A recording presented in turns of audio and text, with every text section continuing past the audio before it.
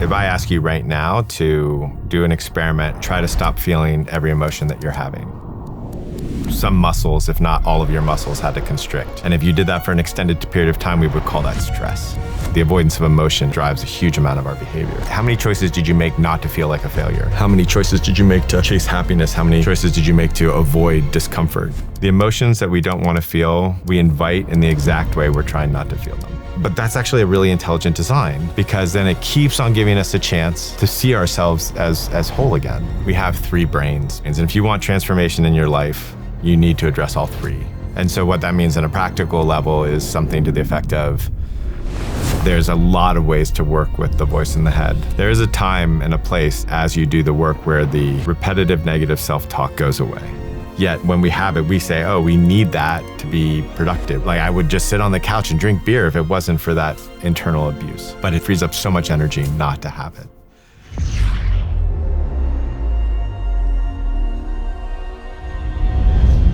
Hey everyone, welcome back to Know Thyself. Our guest today is a renowned business executive coach and facilitator of people returning into wholeness within themselves, applying neuroscience and philosophy and incredible practices that I'm looking forward to diving and exploring with the man, the myth, the legend himself, Joe Hudson.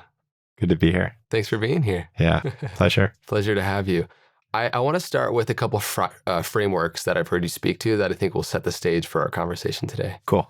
Subtractive development, and this idea that so much of the illusion of like growing in life is the accumulation of more and more and more ideas, more material things. So I would love for you to speak to this positioning, this kind of internal orientation of development and growth actually coming from subtracting. I've never put it in those terms before, but I appreciate them. What I would say is that there is there's a Zen tradition that says if a hand is always like this, or if a hand is always like this, both are cripple. And what I see in our society is there's a lot of this, which is, what do I do? How do I get there? What's the next step for me to take? But there's not a lot of receiving. And so to me, there's places where trying is really useful, and there's places where trying is really not useful. And so it's really learning how to be able to do both. So what I notice is typically if I say subtracting is a great thing, then people will say, oh, so adding is a bad thing. Right. And if you look at like spiritual traditions, that they do that all the time, where it's like there's a good way and then all of a sudden there has to be a bad way. And for me, it's just about the flexibility and knowing when to use and what to use to get to a place of knowing that there's no place to get to. That's what I'd say. Yeah, the way you just verbalized that makes me feel like the subtractive kind of mentality around this is, if we are internally whole and we can experience a self beyond the identification with our neuroses and thoughts and emotions, then we're in a way, in a lot of these endeavors and a lot of the practices and retreats and things that you lead are helping people return back to what is their innate state. Would you agree with that? Or is it more of a rebuilding? That's a great one. Yeah, for years, that's the way I looked at it. Was a remembering or a getting back to. And now I would say it's neither, because my experience is that it is always there in everybody. So there's not even a returning to. There's just a recognition of. And I think even the returning to is a little bit more force than is efficient. What's like the elevator pitch for the deeper retreat work that you do in your one-on-one coaching previously? How would you explain that to somebody of like your framework of working with people? Which I know is a big question. Yeah, I have a lot of frameworks because people are in different places. So to me, the really important thing is to follow the person that I'm across from. So that's where the wisdom is. The wisdom isn't here. The wisdom is in them. And even if I have been down the path myself and with hundreds, thousands now of other people, there's no way that I know their next best step better than they know their best step. So I would describe it differently to different people depending on where they are in the path. But so I have different frameworks that I would describe for people. But the one that is most general is we have three brains, basically. I mean, we have one brain, but we have three brains. And one is the human prefrontal cortex thought. That's one part of our brain. We'll call that the intellect. And then we have the heart, which is the mammalian emotional part of the brain. And then we have the nervous system, which is far more of like the reptilian brain. We call that the gut. So we have those three brains. And if you want transformation in your life, you need to address all three to get it consistently. And so what that means on a practical level is something to the effect of, we've all been in that position where we've said, oh, I know that I shouldn't eat that, but I'm eating that, which means you've intellectually got it, but your heart and your nervous system haven't gotten it. Or I know that I shouldn't treat my friends like that, but I'm still treating my friends like that, which means your head's got it and your heart and your gut doesn't have it. And so if you're going to really have transformation, it needs to be addressed in all three areas. And if that happens, then the change is just really natural. And the brain is very much the part of it that is, how do I get it? How do I add? How do I understand more? But the heart is far more, and the gut, and the gut is, and the nervous system is far more about receiving. And so since we're a very head-oriented society generally, that oftentimes the receiving stuff and the heart and the gut work, the nervous system work is going to be more transformative more quickly. But none of them are bad, and they're all necessary. Yeah. I don't want to make the duality out of it. For sure. Yeah, but there tends to be this over-identification with the mind, especially more Western. And I'm curious because a lot of people relate to knowledge based off of the education system that we were raised in often, that conflate regurgitating information as knowing something versus the somatic experience of integrating it in your body and that actually being knowing. Yes. And it's like the difference of what somebody says they believe versus what they act in accordance to their values. That's actually more what they actually believe because they're living in accordance with that, right? So where do you think we go wrong in conflating knowledge and wisdom, knowledge that lives in the body that we live as versus the ones that we can, information we can regurgitate? As a society or as a person? Both. Yeah.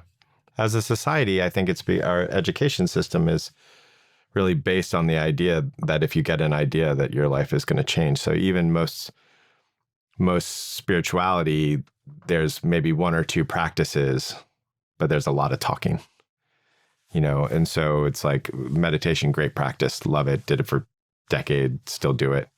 Wonderful. And that's one experiment you can try. There's infinitely more experiments you can try. And so a lot of the way that it's been passed down is through talking, through intellect. And then hopefully there's a transmission where the state in which the person is speaking from has an effect as well.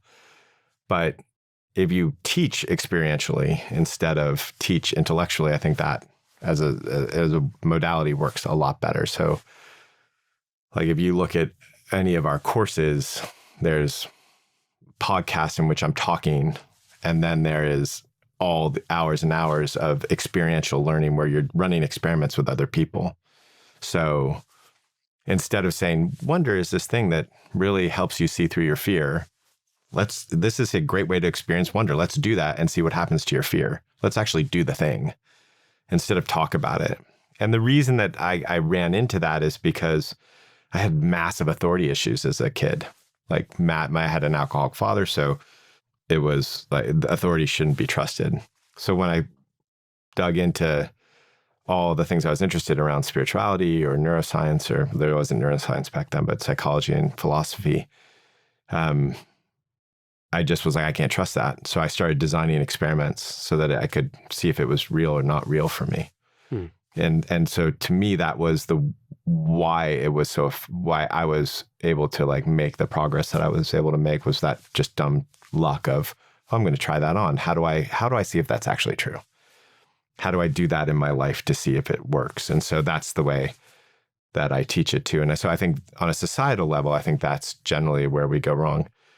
On a personal level, I think what happens is, if I actually have to feel the thing that I just saw, then I'm going to open up this massive bundle of stuff that I don't know. That's a Pandora's box. We're just going to put that aside. And the way that the brain fools us, the mind fools us about emotions, is we think, if I really let myself get sad, I'm going to be sad forever. If I really let myself be scared, I'm going to be incapable. If I really let myself get angry, then I'm going to destroy the things I love. And what happens is actually not that. You really let yourself get sad, you feel better. I had a good cry. That felt great, right? Or if you really allow yourself to feel fear, you become much more capable because you're not constantly trying to not feel fear, not feel anxiety. And anger, if you don't do it at somebody, if you're not hurting somebody, you're trying to control somebody with your anger, the same thing happens. You feel far more, you're like, we don't get angry at anything that we don't care about deeply. And so all you're doing is clarifying your love by moving your anger. Yeah, it's interesting how our continual resistance to those unwanted emotions perpetuate them for lifetimes in many cases, you know? And like, I love how you speak directly to this in the sort of golden algorithm. And so I would like to just unpack this a bit more because it makes so much sense when articulated in the way that you're saying to it. And yes, so many of us find in our lives that there are these subtle anxieties, fears, resistance to an internal dialogue or emotion. We let that fear be like a dull pain of unconsciousness permeate throughout life. And so how do we directly break through that? There's so many ways. But like a great perspective shift is imagine. So whether I say, I don't want to feel scared, I want to heal my anxiety, I want to get through my anxiety, all that is a rejection of the anxiety.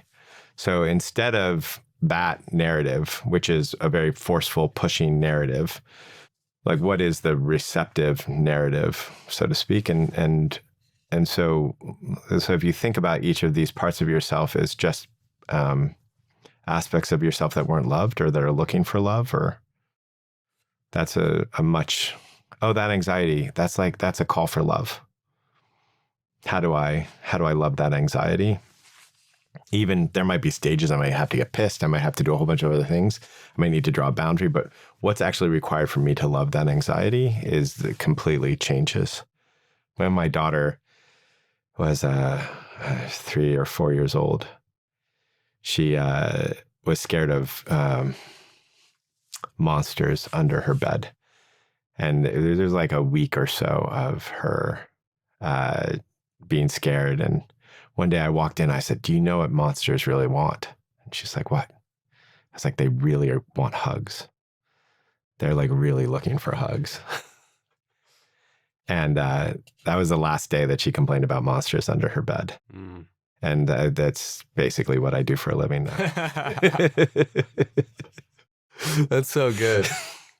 Yeah. Those internal, what we perceive as monsters, that just need a hug. Yeah. They just want attention and to be attended to. Yeah. They didn't get attended to as kids typically. And so they're like, just keep on throwing a fit till we love them. Would you say that the vast majority of the suppressed emotions we're consciously or subconsciously experiencing in life are derived from that 0 to 8 age range in the theta brain development? Absolutely. Yeah. Especially on the emotional level. Yeah, that's why I like such a proponent. So when we were raising our kids, my wife, she was like, let's do this. And I was like, no. And she's like, no. And we would have these things about how to raise kids, like right from like the early, but like even birth, how we were going to birth. I was like, no. And she'd be like, and she knew my brain. She was like, okay, I'll get the data. I'll show you. And she did. But I was resistant. And somewhere around when our oldest was 2 years old, I was just like, okay, I'm just doing whatever you say. And so I said, you're better at this than I am. I'm going to do whatever you tell me to do with the kid. I'm going to give it my best. And then after 3 months, if it doesn't feel good, I'm going to say something, but I'm going to give that first 3 months. And one of the things she came with was this thing called hand-in-hand parenting, which was really allowing your children to have their full emotional expression, still draw gentle boundaries with them, but have that full emotional expression. And I recommend it highly. And it is definitely one of the most profound spiritual practices of my life, was raising my children in that methodology. And it's also a huge part of why my girls right now are so amazing, is because they were told that every aspect of you is okay. And so there was almost no punishment, very little shame. And if there was ever those things, there was just immediate, I'm sorry, that's not how I want to treat you.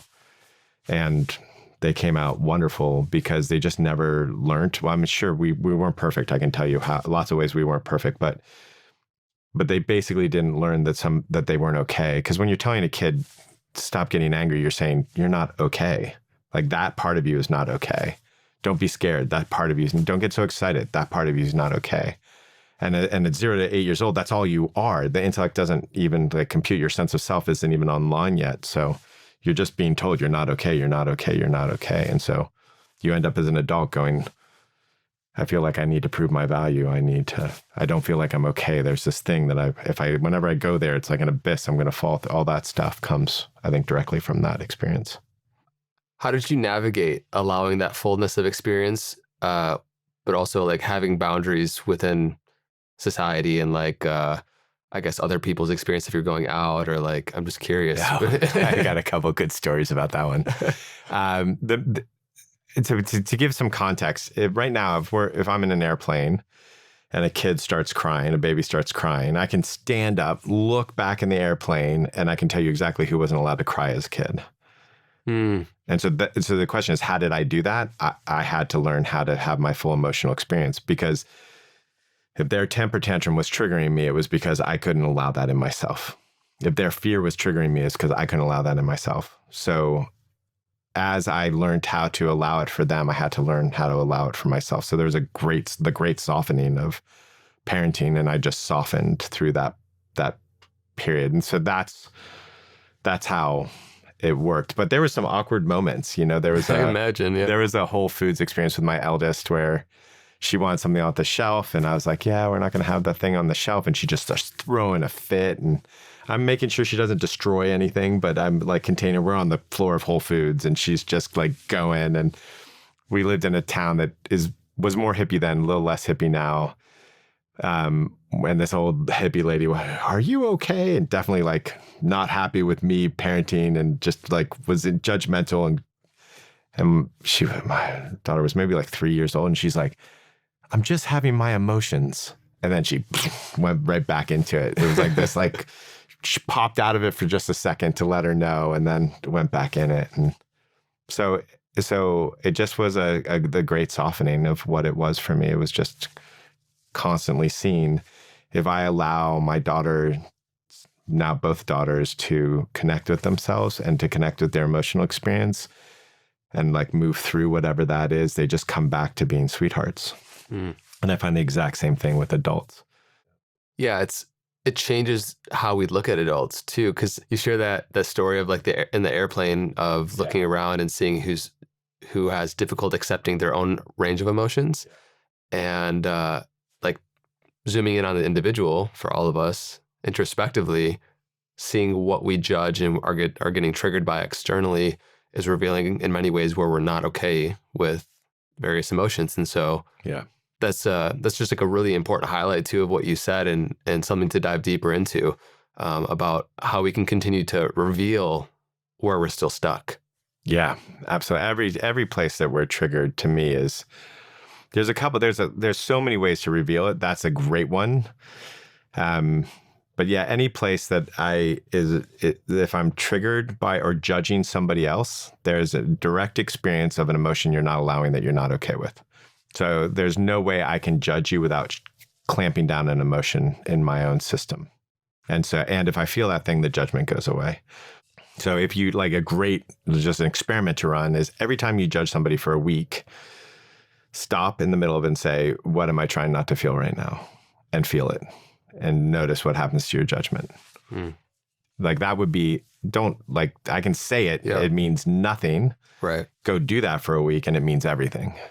How much of the dissolving of that is the continual awareness of when it happens? Like in terms of, let's say 0 is complete unconscious of triggers, 100% is no longer being triggered by these things. How much of being aware and the awareness of that trigger dissolves it, and what else do you think is needed to actually resolve it. You're limiting awareness there. So if I don't limit awareness, I'll say that's all that's necessary for almost any kind of internal transformation is just your awareness.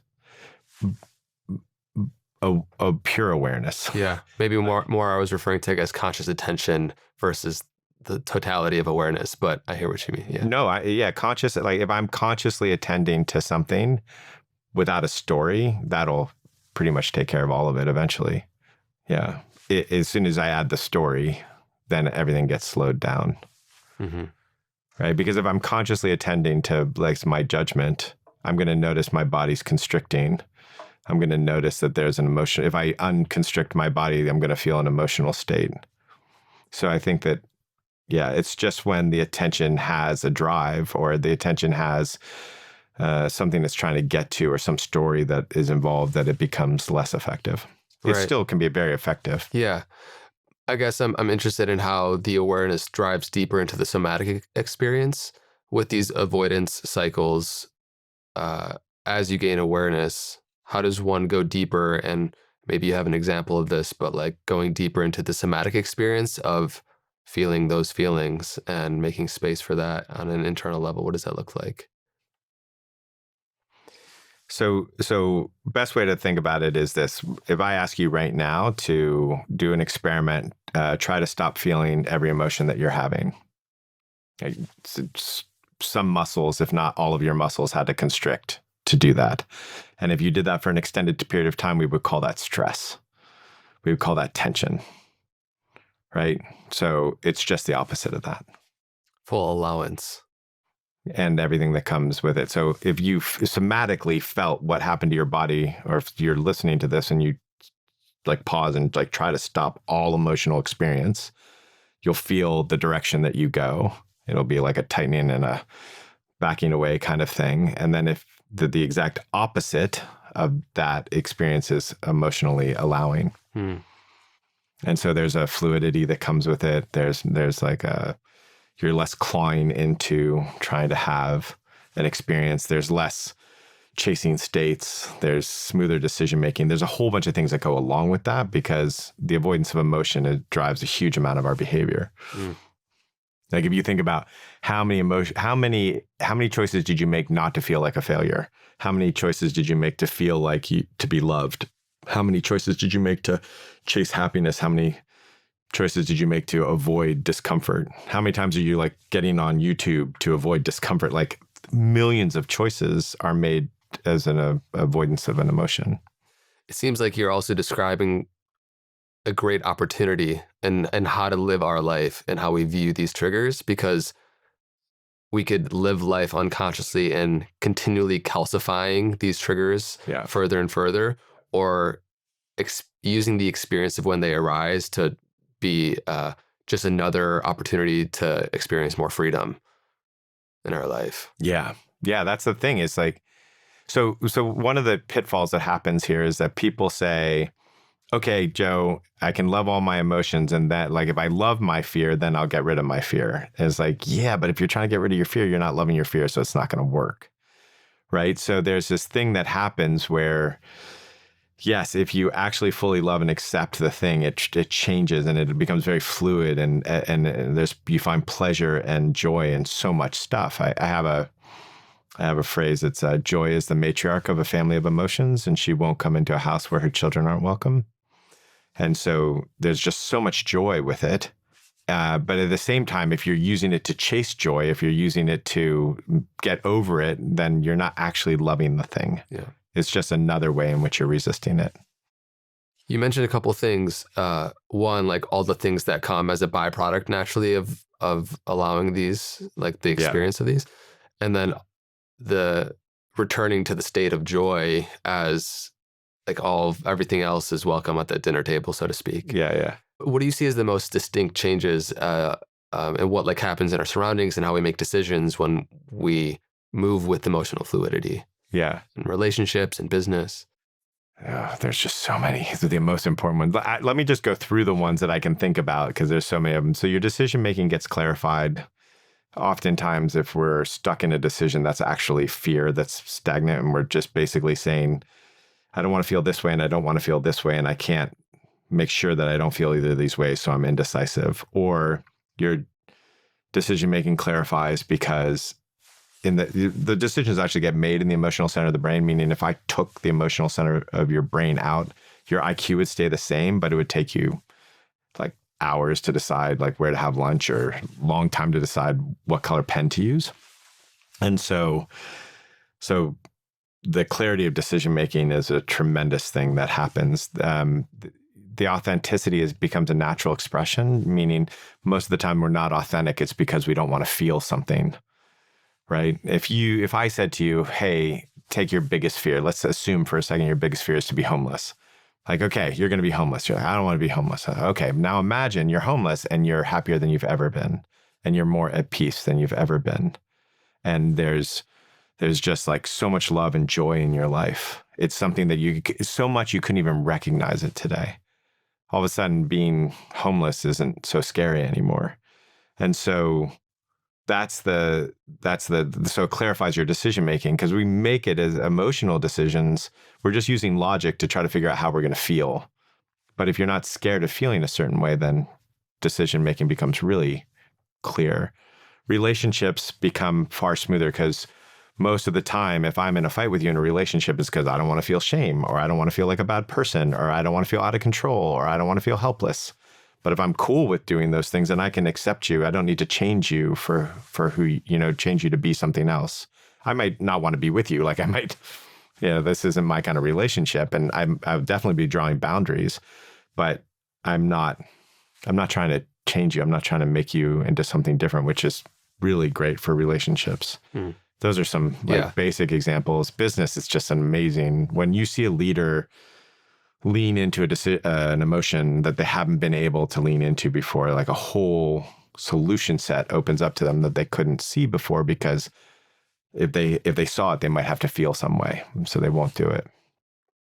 It makes sense that there's probably not a single area of life that this wouldn't affect. Right. It's like a kink in a hose where the flow is just not, it's not allowed at its full capacity. And you speak to the distinction of dirty energy versus clean energy. And I'm just like, what is the energetic state in your mental vitality and physical vibrance? Like, what do you feel like comes when there isn't as many kinks in the hose, and in terms of your own experience? Yeah. So everyone is a little bit, like every emotion is a little bit different. So if you take the emotional, let's say, conduit, call it anger, right? And you kink it this way, it's nice jewelry. If you kink it another way, it's, no, I'm not angry. If you kink it another way, it's, you son of a ba ba ba ba ba ba ba. Unkinked, it's kind of like Gandhi or Martin Luther King. It's clear boundaries. It's, no, I'm not going to accept this, but I'm not going to close my heart either. I'm going to allow all that care. I'm also going to have the full boundary. And so that's anger, but it's the same with fear. You kink it one way, it's anxiety. You kink it as another way, it's like overexcitement. There's a whole, so the way that it gets kinked is different and therefore has different results. But generally, anger, when felt fully, is clarity and determination, and fear, when felt fully, is like a aliveness or excitement, exuberance for life. And sadness is like a deep love. Like, we even feel that sometimes when we're sad. We're like, am I crying because I'm sad? Or am I crying because I'm so in love? It's like, yeah. And so it's those are the. It's so ironic and paradoxical how, because I've experienced this too, like after a big heartbreak where there's immense sadness, but in the fullness of experiencing it, there's actually bliss in a weird way. Yeah. And the way you're speaking to this feels like it's kind of rewiring how we think about emotions completely, because I feel like many of us, and me in my past, have thought of like emotions as like from 0 to 100, like grief, fear, sadness, all that stuff's at the bottom. Yeah. And like the goal is to transcend higher into love and bliss and joy and all of that. Yeah. But, Force Over Power, that book. Yeah. Totally. Yeah. David Hawkins. Yeah. But you're speaking to like each sort of emotional experience on a bandwidth where we can come into right relationship, and they all serve a purpose. And like the example of Gandhi, like what have used to be perceived as negative emotions actually in right relationship are used in service to something. So that's a big rewiring. Yeah. And they're also just amazing signals too. Like, oh, I'm fucking frustrated that, oh, there's a boundary I'm not drawing. What's the boundary I need to draw? There's my truth that I'm not saying. What's the truth that I'm not saying? Like they're amazing signals. Each one of what we call negative emotions are just like an amazing signal. And when we don't resist them, there's one way to look at it. Like if we don't resist a certain emotion, it becomes a different emotion. I find that less effective of a story than if I fully love and allow for an emotion, then the emotion transforms, but they're the same emotion. I find that story just is more useful. Yeah, it feels like in the appreciation of how all these emotions serve a purpose, like the resistance to them would drop immensely. Immensely. And that's how you actually get to the place where I'm not loving the fear to get rid of the fear. I actually really like this fear. Like, oh, it's telling me something. I need that signal. You know, you'll hang out with people. Like often in sessions when I'm coaching somebody, I'll say, okay, if I could push this button, I'll take away all that anxiety. Do you want it gone? They're like, no. Okay, what is that? What is that thing what is the gift of the anxiety that you see, that you know that there's something inherent in you that knows that you want that? What is that thing?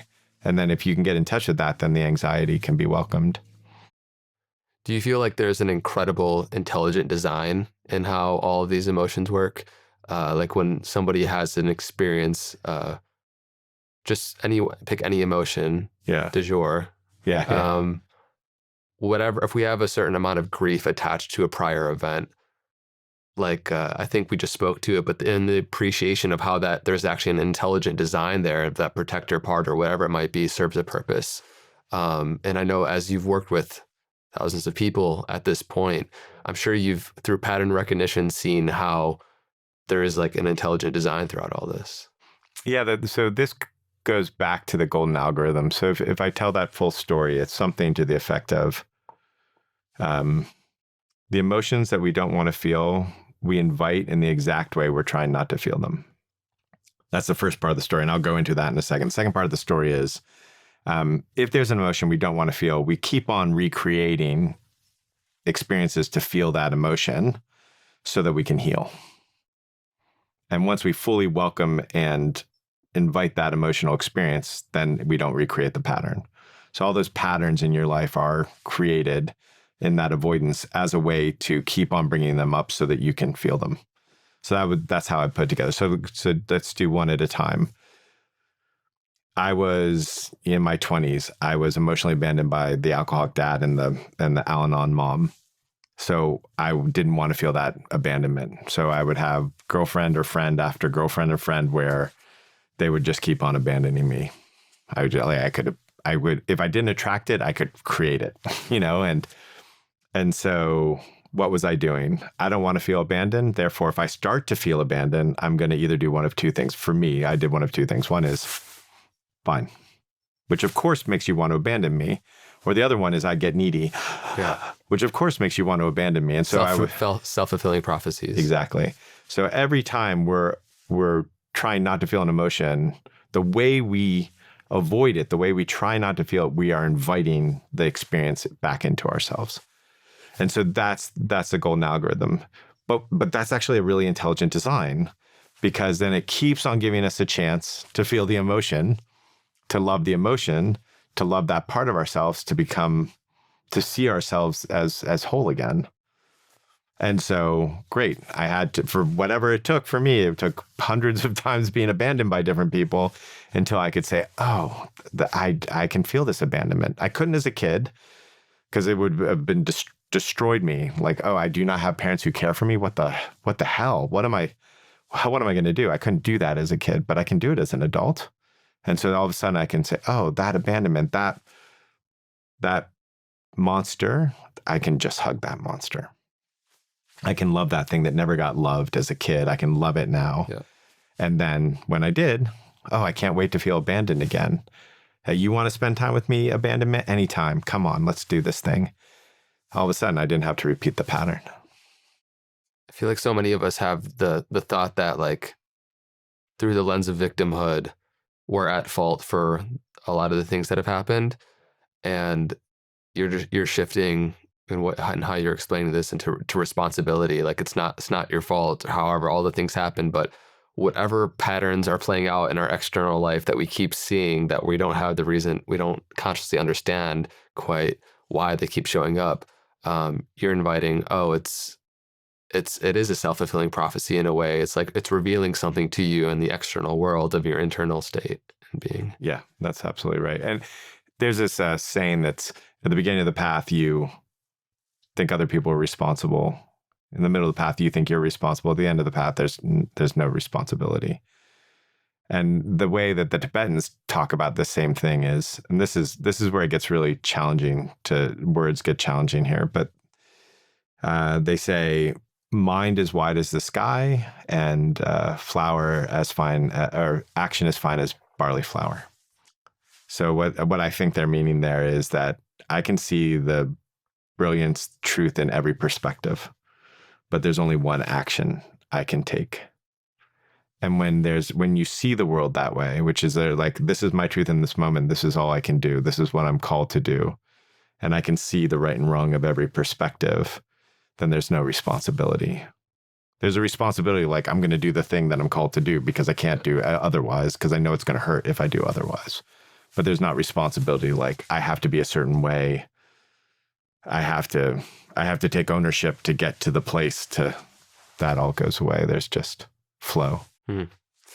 It makes me think about how our past conditioning is always coloring our perception through life in ways we're not privy to fully.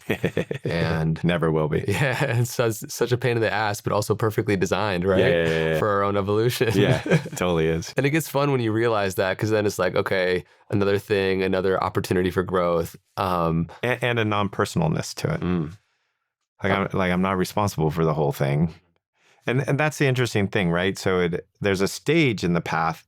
This is also kind of what's cool about the design. There's a stage in the path where it's really important to feel like I'm responsible. I have a choice. I have agency. That's a really important thing to feel and to know. Because without that agency, there's just certain things you're not going to do. And then there's a time where letting that go, where you say, oh, I can't even control my own thoughts. Like, whatever. Most humans have 50,000 thoughts a day, according to the Mayo Clinic, and none of them chose what those thoughts were going to be. They weren't just like, this is all my thoughts today. They're like, that didn't happen. And so I can't even control my thoughts, let alone the actions that move from my thoughts. It's all a gift. How could I be responsible if I can't even control my own thing? I can't even stop thinking for fucking 10 minutes. Excuse my language. And so then you can say, oh, there's a gift. And in that gift, in the non-responsibility, there's a relaxation and there's a receiving and an acceptance. And both of those two stages are really important. So it's not one's better than the other. It's just like where that person is at that moment, what's the realization they need for their next step. Yeah. Yeah, that shift, I think, helps us drop us taking our life so personally. Like, when you do sit quietly and you see this continual flow of thoughts that are happening unbeknownst to you, it's like, okay, it brings into questions around agency and free will and whatnot, which is maybe a topic for another time. But I do want to speak to this voice in the head. Yeah. Because it's running the show in so many different ways we're not aware to. And we live in this matrix of mind where largely 95+% essentially the same thoughts throughout our life. In different textures, but rooted in the same kind of quality. So how do you relate to working with and relating to the voice in the head? Yeah, that's a large part of our work, especially the in-person stuff. So there's lots of things the first one is that most humans listen to their negative repetitive self-talk. I'm going to call voice in the head. There's going to be thoughts that occur. But there is a time and a place as you do the work where the repetitive negative self-talk goes away. And maybe it's in chunks, but it can and does go away. And so that constant internal negative self-talk is always lying. There's maybe a more exact way to say it. I think the more effective way to say it is it's always lying. But the more exact way to say it is that it's never perfectly true, meaning there's a lie to everything that it says. And it's also horribly ineffective, meaning if there's 50,000 thoughts and let's say 40,000 of them are repetitive, negative self-talk. Now imagine externalizing that. You're doing your life and you have a boss and your boss is just sitting there. You fucked that up. That wasn't good. This isn't good. Why did you do this? Da, da, da, or whatever the editing that's going on. You would be a horrible employee. Yet when we have it, we say, oh, we need that to be productive. We need that to like, I would just sit on the couch and drink beer if it wasn't for that internal abuse. But it frees up so much energy not to have it. However, just like any other aspect of yourself, if you hate it, resist it, try to push it away, it if anything gets more profound, more stronger, it doesn't go away. And so there's a lot of ways to work with the voice in the head. One of the most, I think at some point, I think I had collected about 15 effective tools for working with the voice in the head. But one of my favorites is not to try to stop it, but to change the way you react to it. So typically what happens is most people listen to that negative self-talk the way that you would a devotee to a politician would do. Politicians like, whoa, they're bad and they're bad and this is good. And they're like, yeah, that's totally bad. Captivated. Totally captivated. We're going to do, yeah, similarly, that's how most people are with the voice in their head. The voice in the head is like, you're bad. And they're like, It's like a dictator inside of you that won't shut up. Yeah, that you totally believe, as it turns out. And so that's one way to react to it. Some people react to the negative self-talk first in belief and then in resistance, which is, you should lose weight. Yeah, I should lose weight. Okay, I'm gonna... Who's saying that, by the way? Yeah, that's another. Yeah, and so, but then it's like, hey, like I'm going to become passive aggressive with the voice in my head. I'm going to just, no, you can't make me. So those are kind of the experiences that people have with this self-talk. You could have a totally different experience. Every time it talks to you, you could break out in musicals. Every time it talks to you, you could say, I love you. You could say, shut up. There's 1,000 responses that you could have. Like undermine it initially. You could undermine it. Be playful with it. You could actually try to support it. You could, there's 1,000. Start experimenting with those. Gives a tremendous amount of insight into what the voice in the head is actually up to. So instead of saying, okay, I'm going to do all these things to undermine or get rid of it, it's just experiment. Just play. Okay, today I'm going to laugh every time you talk. And tomorrow I'm going to say, oh, I see how scared you are. I'm right here with you. And then the next time you just say no. Next day, play and then see what you learn about yourself and this negative self-talk. That's an incredibly effective way to work with the voice in the head. Yeah. I want to get your perspective on how, when relating to this inner critic, yeah, which by the way could also be a lot of positive inflationary things, right? Which is, I've heard you speak to how they're both ego, whether it's deflationary or inflationary. Yeah, totally. And we can dive into that, but there's the various different ways we could react differently, respond differently to the voice, which might undermine it, playful, changes how we relate to it and the power it has over us. Yep.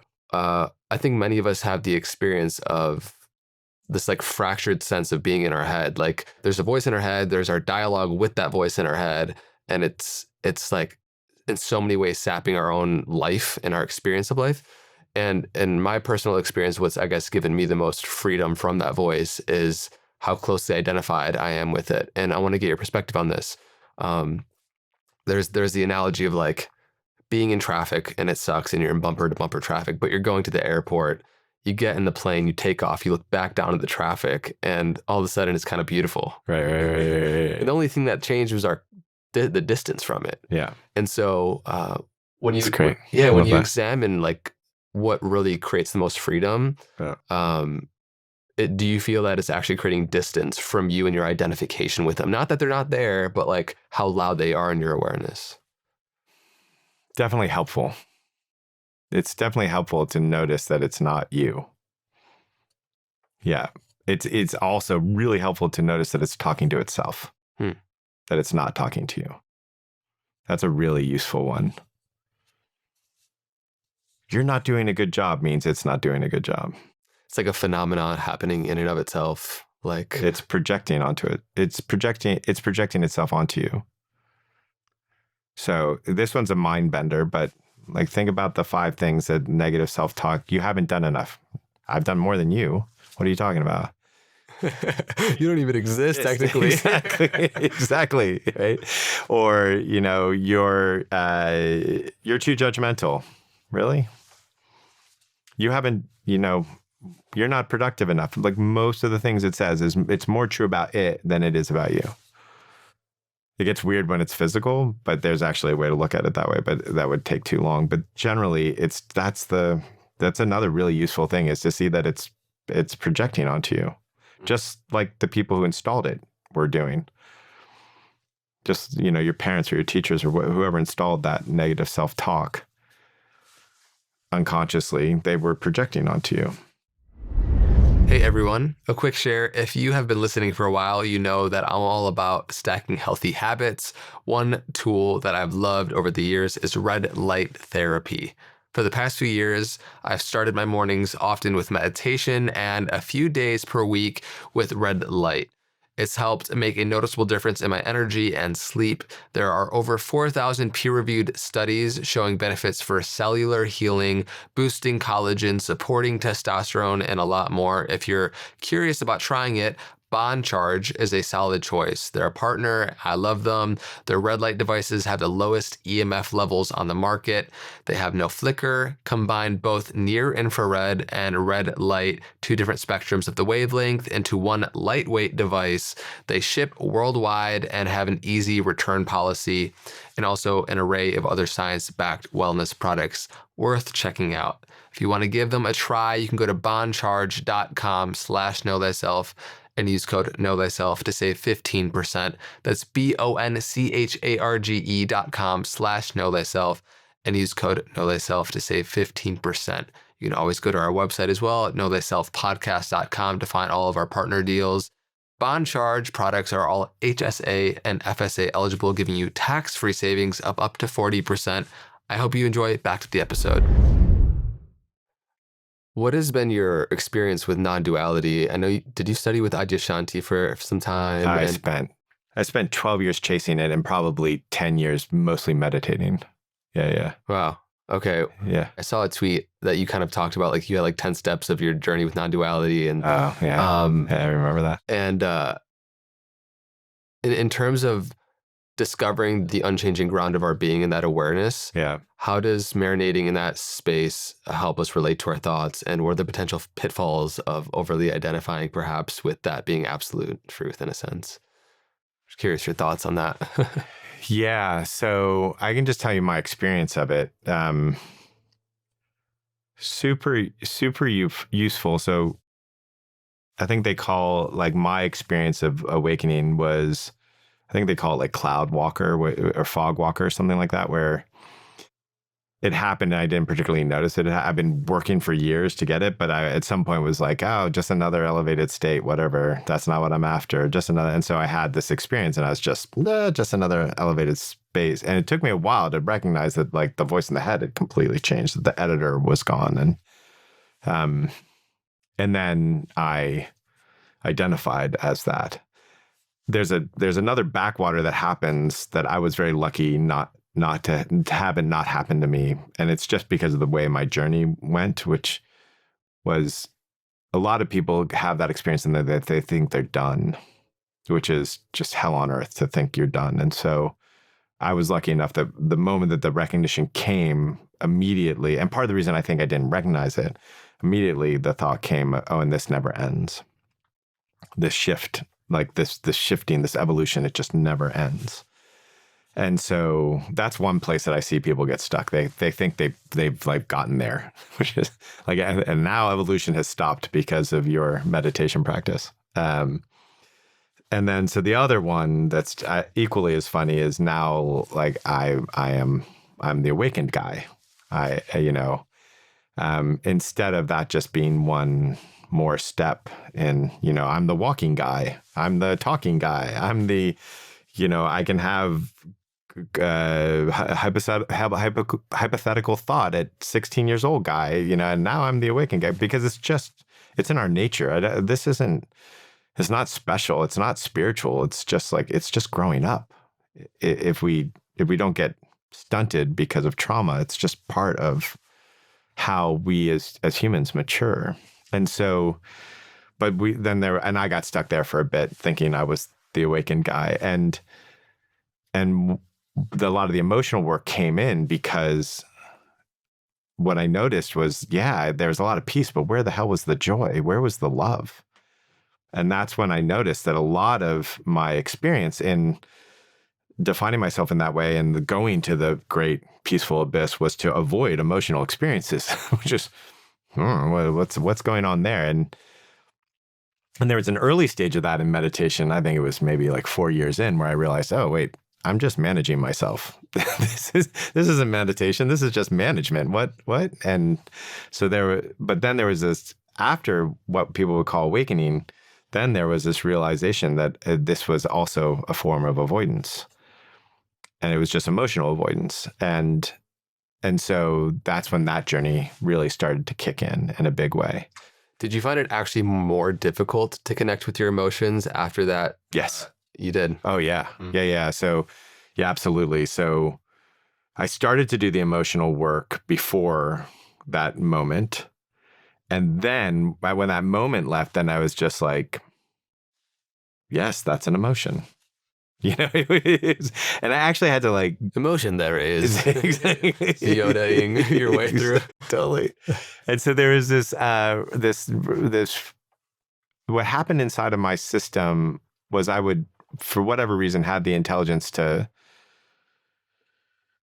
intelligence to really amplify any emotional signal that I could get.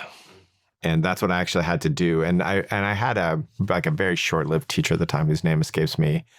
And he basically made a living with Tibetan monks, teaching them their emotional experience because and he called it, he's like, oh yeah, I drag monks back into hell. That's how he described it. And that's hilarious. And it's a good Instagram bio. Totally. And so I get to work with some people who are in that same place. There's a couple of folks who've been working with us some years, came very, very in that non-dual place, but the heart wasn't open, and now their heart's just wide open, and the heart can't really identify the way the brain can. So you can have that nice big head awakening and still have quite a bit of identification, even though you have access to this really big, spacious, peaceful place. You don't have access to the joy and to the ungodly amount of love that courses through us. I feel like there's parts of that just really resonate with me in my journey the past 10 years, like exploring meditation, experiencing a lot of peace. And I still feel like there's room for growth in terms of my emotional bandwidth. Yeah. Like if we imagine 88 keys on a piano, like many of us have like one or two keys in there, like middle C and around. So if you were coaching me through the lens of your own experience, going through that, 10 years of meditation and non-duality, what is the best way to drag the monk back into hell? Because again, we can have this awakened state of consciousness and awareness of that unchanging ground of our being, and how much peace and beauty there is there, and the impartiality of that. But then, like you're speaking to, it kind of makes it harder to pick up on. It makes it harder to take any neuroses seriously because you see the illusory nature of it. That's right. Yeah. So what would you do? The first thing I would tell you is your emotional journey is going to be easier because of it once you get over the first hump. If you want the quickest way to do it, have 2 girls. That'll get you. There's a teacher that I had for a while. His name was Stephen Harrison, and just by books. And he said, show me an awakened guy having a road trip with 2 young kids in the back seat, and I'll show you a human. So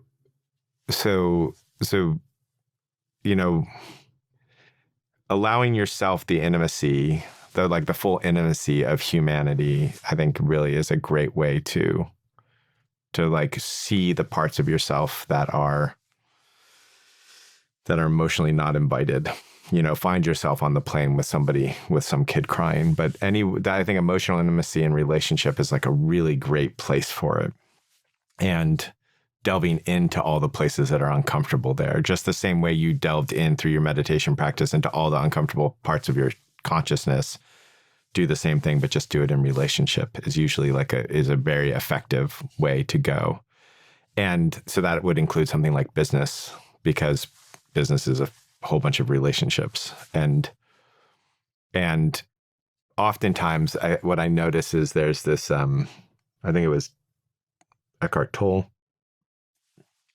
but there's this, endless question. I think Eckhart Tolle talked about this, but there's this endless question is like, right, if I'm awakened, I should be able to live on top of a disco and be happy.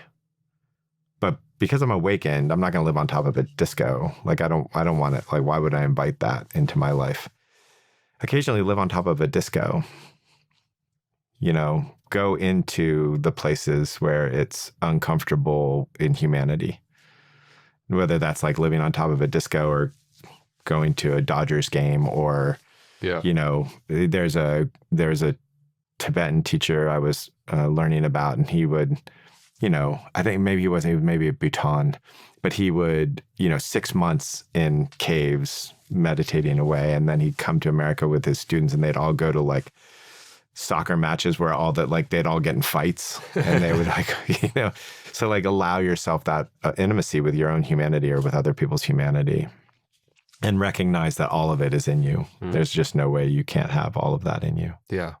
That makes sense. Yeah. That's a useful way to do it. And then once it starts going, once you actually, okay, I know there's some emotion in there. I'm going to really amplify it. I'm going to pretend I remember those days. Once you do that like 3 or 4 times and you see the benefit, you're just like, yeah, I can do that all day. I'm there. You felt like you were able to get to the bottom of certain suppressed emotions after that journey where you wanted to dive back in to your emotional experience? I'm constantly doing that. I don't know if there's a bottom, but yeah, it's a constant. Mm-hmm. Yeah, there's like, and it's always like that agency, all blessing, agency, all blessing. There's this back and forth to it. It's, oh, I'm learning this new form of humility, which is that it's not me, it's all moving through me. Oh, I'm learning this new form of humility, which is I think it's the Jewish tradition. They talk about humility as taking your God-given place in the world.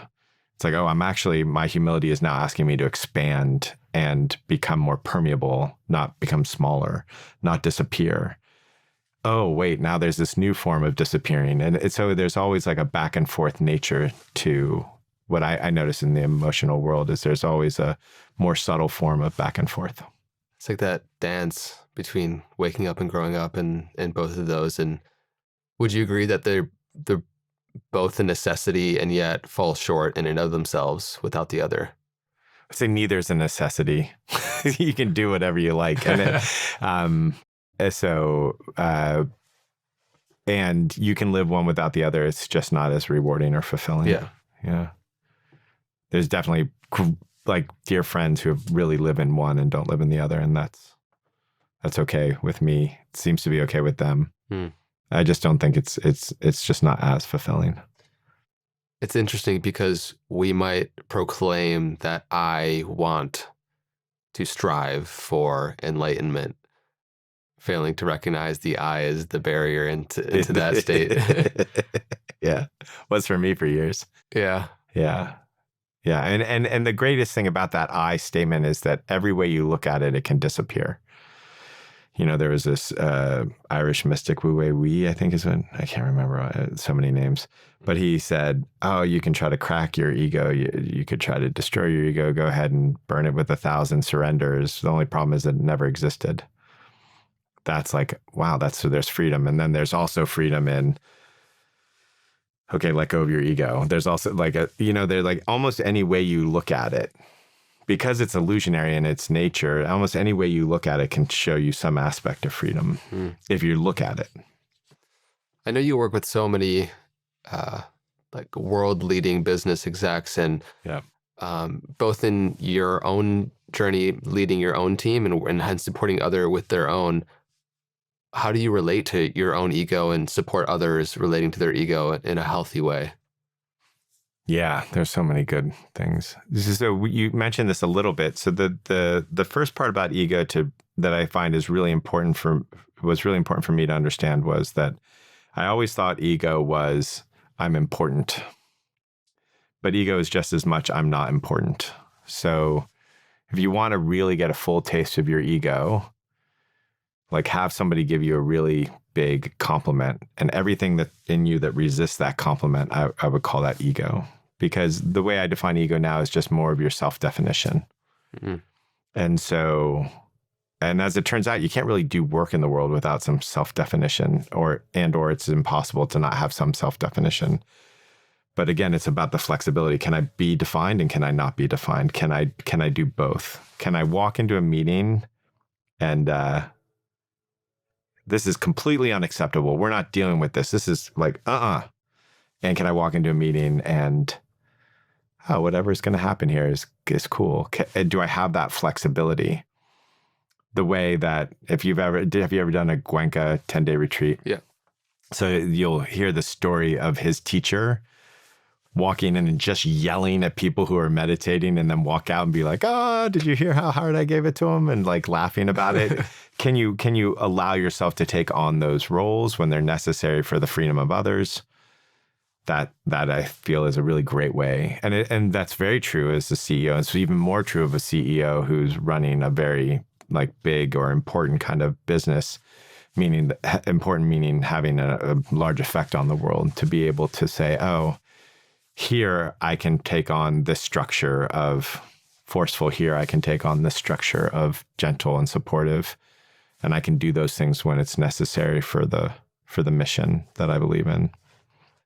That notion that there's ego on both sides, like I've in the past, and to some degree it still shows up, have trouble like receiving gracious compliments, or people come up, they see me like from that, listen to this podcast and share all these nice things, and habitually there's been like kind of a turning away from it and like downplaying it.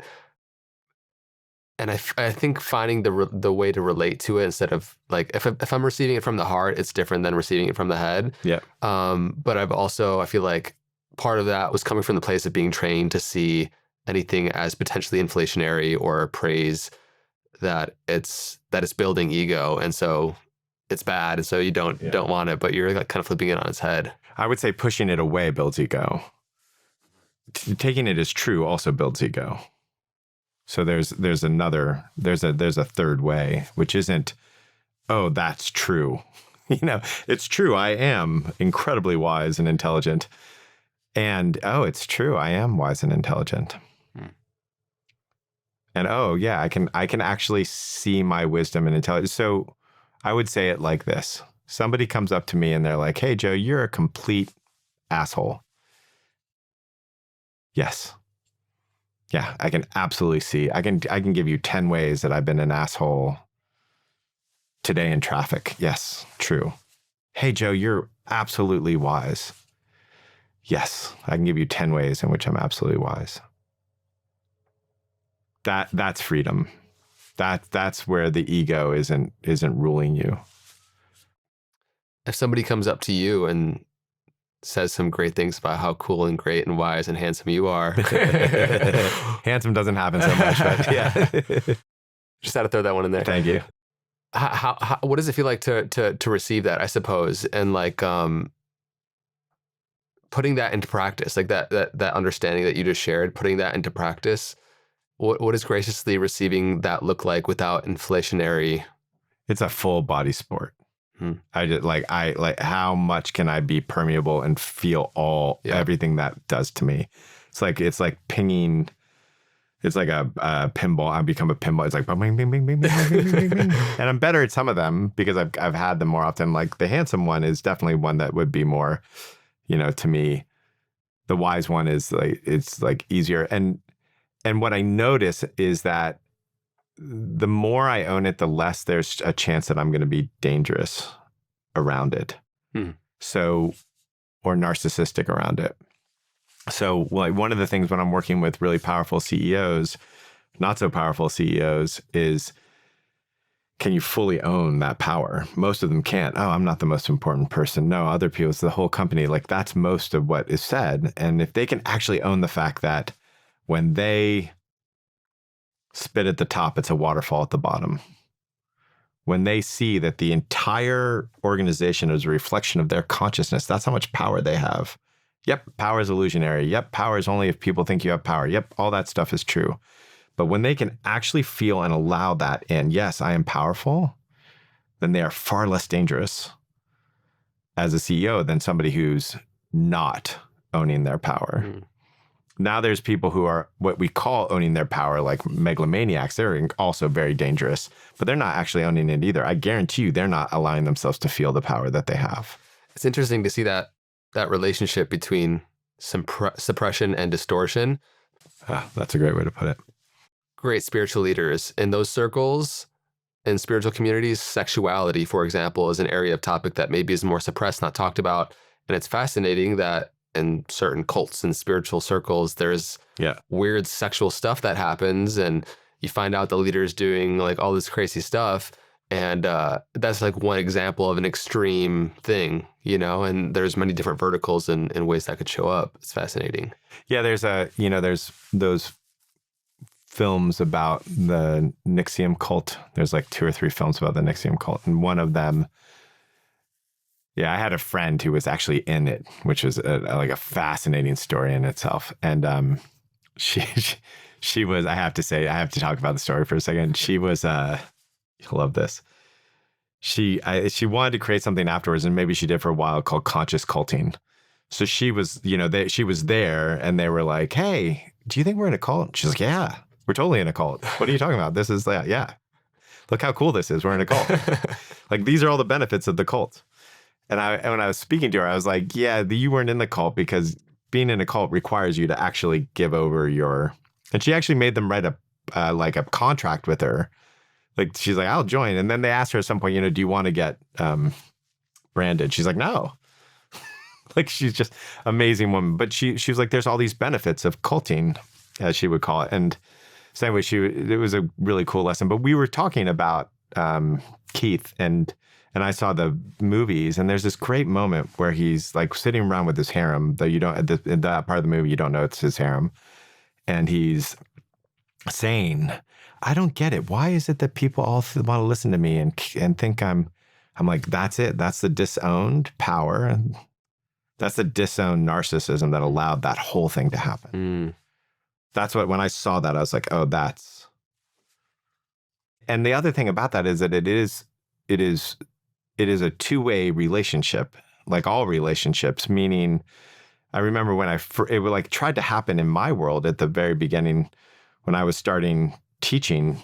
And it's like, oh, people want you to be in that position. They want to hand over a certain amount of responsibility so they don't have to think about it, so they don't have to stress. Like, there's a desire to put you in that position. And there's even more, there's a desire of certain people to be your caretaker / like, I have power because of proximity thing. It's a dynamic. It's not a. Yeah. And CEOs are in the same dynamic. I'm important because I have proximity to the CEO. It's really important for me to keep the CEO happy. I can't do that because of the CEO. CEO said I can't do, like, all that. It's all in there. And to the untrained eye, a swath of people agreeing and putting somebody on a pedestal makes them look righteous and as if they're living in a holy place or to be followed and listened to. But that's, in many cases, not a great indicator of actually somebody who's living with integrity or in right relationship. So it's interesting. And that's why I, to the best of my ability, cultivate relationships and friendships where we continually challenge each other and call each other forward and be mirrors actively for each other. Best gift. Without trying to have all my friends be psychiatrists for each other, because that can go too far on that side too. You got to play. Yeah. But in my deep relationships and friendships, all of that is kind of inherent in our connection, which I think is essential. Yeah. Yeah. Yeah. The most essential thing in my marriage as well was that the commitment to growth. Can't be each other's psychologists. That's like horrible. And eventually and slowly you can actually be there for each other in that way a bit, but absolutely two people who are willing to grow together and change and transform and focus on their own transformation, not each other's, those are successful marriages. Sometimes I get asked what kind of tea my guests and I are drinking on this show or what I like in general, and I can't recommend Pique Life enough. Their pu'er tea is wild harvested from ancient tea trees, fermented and loaded with living gut-healthy probiotics and prebiotics. It's amazing for digestion and energy and your skin. There's no bags, no steeping, just pure tea that dissolves instantly in hot or cold water. Every batch is triple toxin screened, so you know you're getting the cleanest tea possible. Right now, our community is getting 20% off for life and a free rechargeable frother and glass speaker when you grab their pu'er bundle, which is this tea right here that I've been drinking, and you get a 90-day money-back guarantee. So there's no risk if you want to try it out. PiqueLife.com/knowthyself is where you find it, or at our partners page at knowthyselfpodcast.com. I hope you enjoy. Back to the show.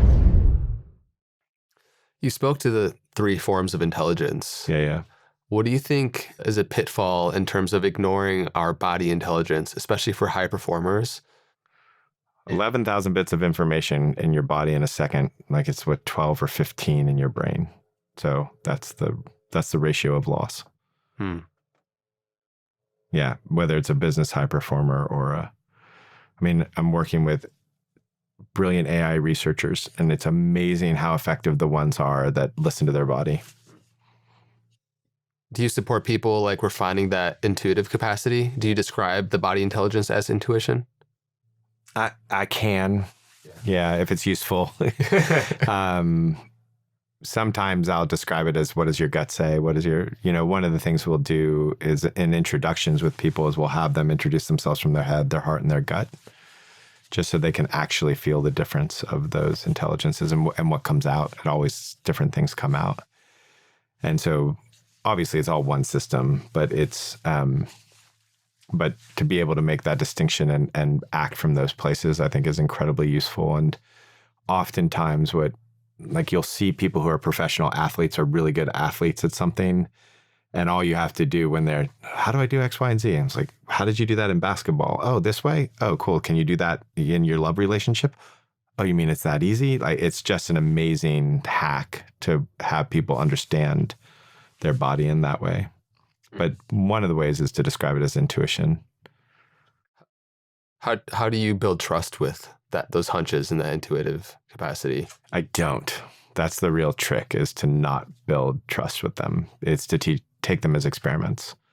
So I'm coaching with somebody and I'm like sonar, right? So I'm interested in their wisdom and where they want to go, and I'm pinging stuff off.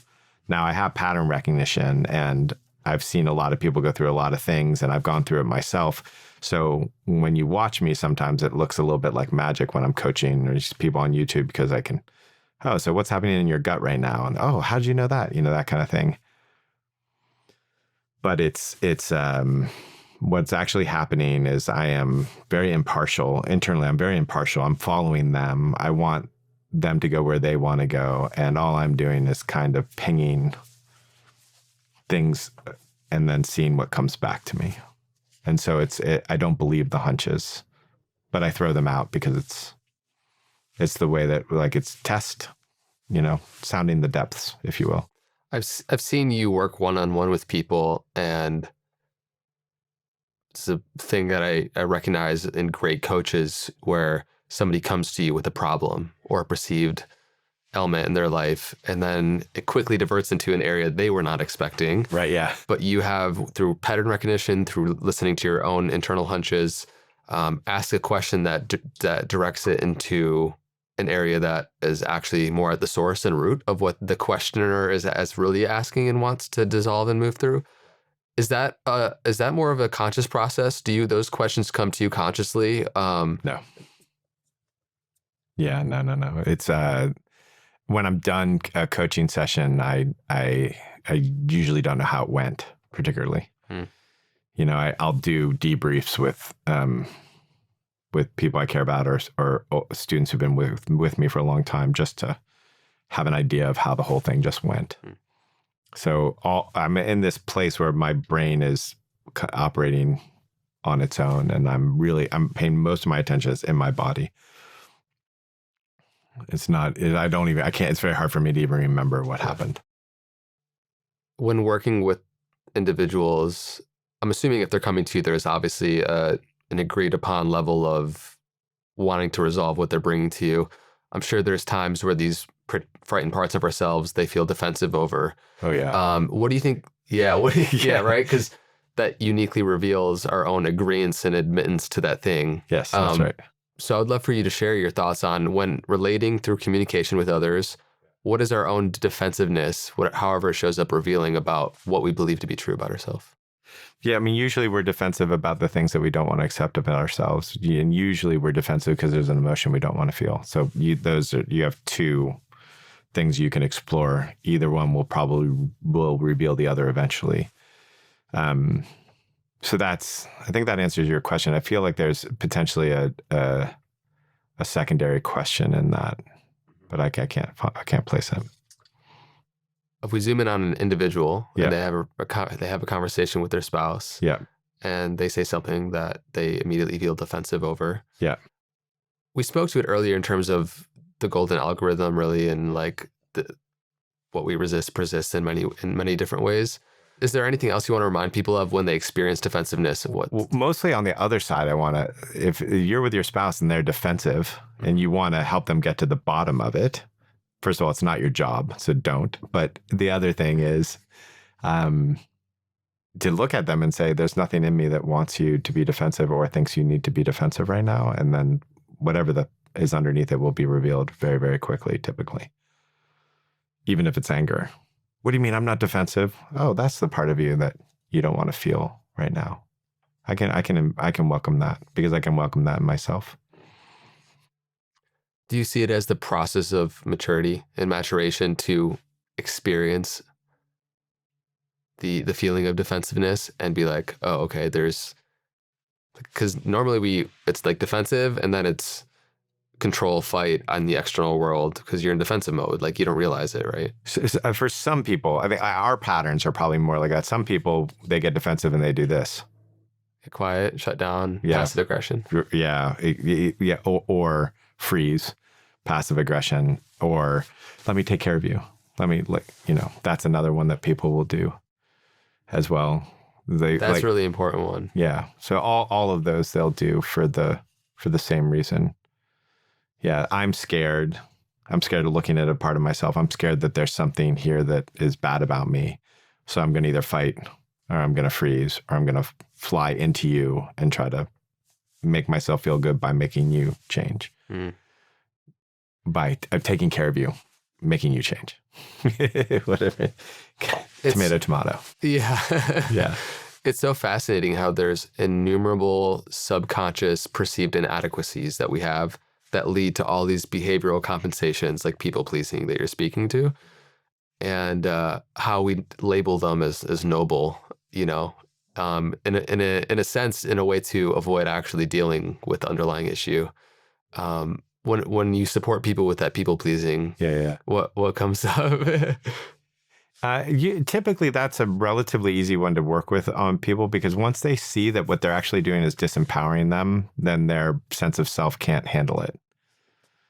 Because their sense of self is, I'm helping people, I'm a helper. And when they realize, oh, by helping that person, you're telling them that they can't do it. You're taking care of them so that they can't learn to take care of themselves. You're giving them fish instead of teaching them how to fish.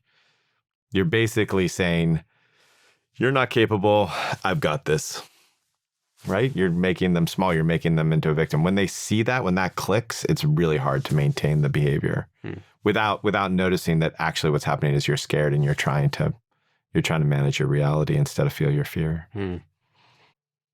Yeah, it comes to mind a couple friends who have dealt with this experience of being nice, like the nice guy, versus somebody who's genuinely kind and they have that part of them. Yeah. There is always this experience of people, whether it's in relationship, a girl and a guy, or within friend groups, where there's the nice guy who's always trying to cater to people's emotions, and there's something inherently inauthentic in how we experience that and might not verbalize it. Yeah. But also creates a barrier for intimacy. Yeah. All of it is, ultimately, all of it is a fear of love. Then you might have to go through many steps to get there, but all of it is, like, take anything random, like jealousy. Jealousy is, I want you to love me, don't love me, right? I really want you, but I'm going to actually kind of abuse you with my jealousy to make sure that I'm keeping you away, right? People pleasing is the same thing. It's like, I want your love. I want us to have this intimacy, but I'm going to have to take care of you. And so much of this, like, there's a way of looking at all of it, which is a pushing and pulling away of love, because we can't actually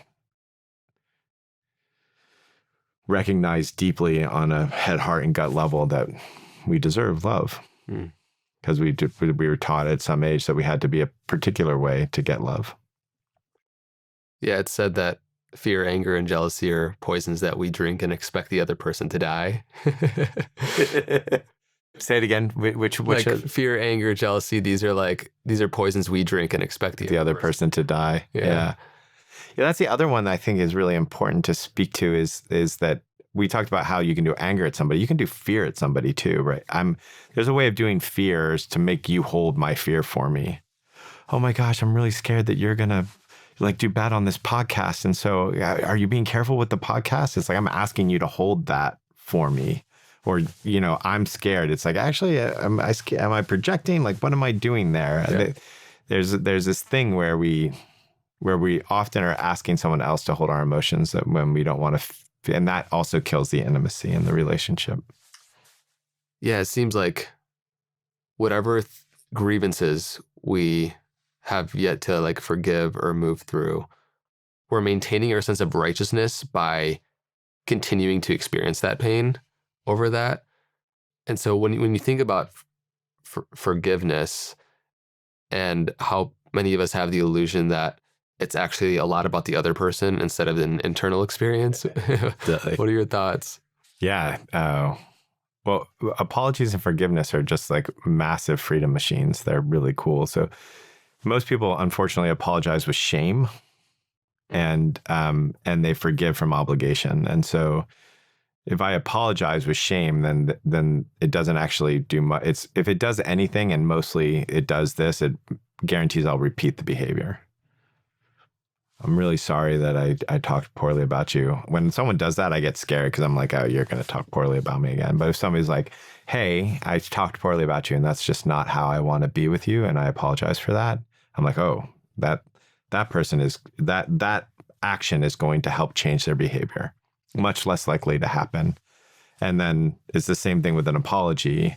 With forgiveness. If it's like, if I'm forgiving you, right, because I feel any kind of obligation to forgive you, there's no benefit in it for me. And there's no forgiveness in myself for my part in it. And so there's a way in which, if it's not obligation, if it's actually a heartbreak, then there's not only forgiveness for you, there's forgiveness in yourself. And that's really it's just actually a natural part of the transformation cycle. So there's a moment where you recognize, oh, I never had to, this whole time, I didn't have to feel abandoned. That was unnecessary. I was making that whole thing happen. That was what? And after that moment, there's usually grief there's heartbreak.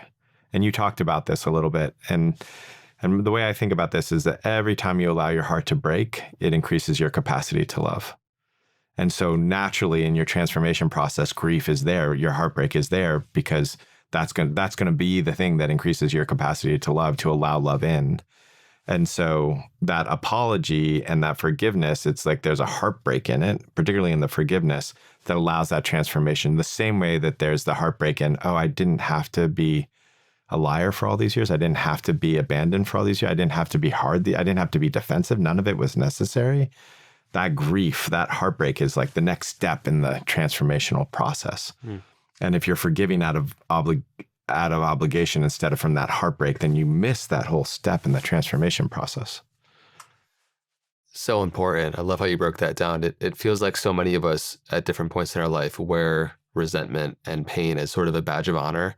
And then when we go to forgive or give an apology, of course, it would be nice if the other person can receive it and let go of that as well.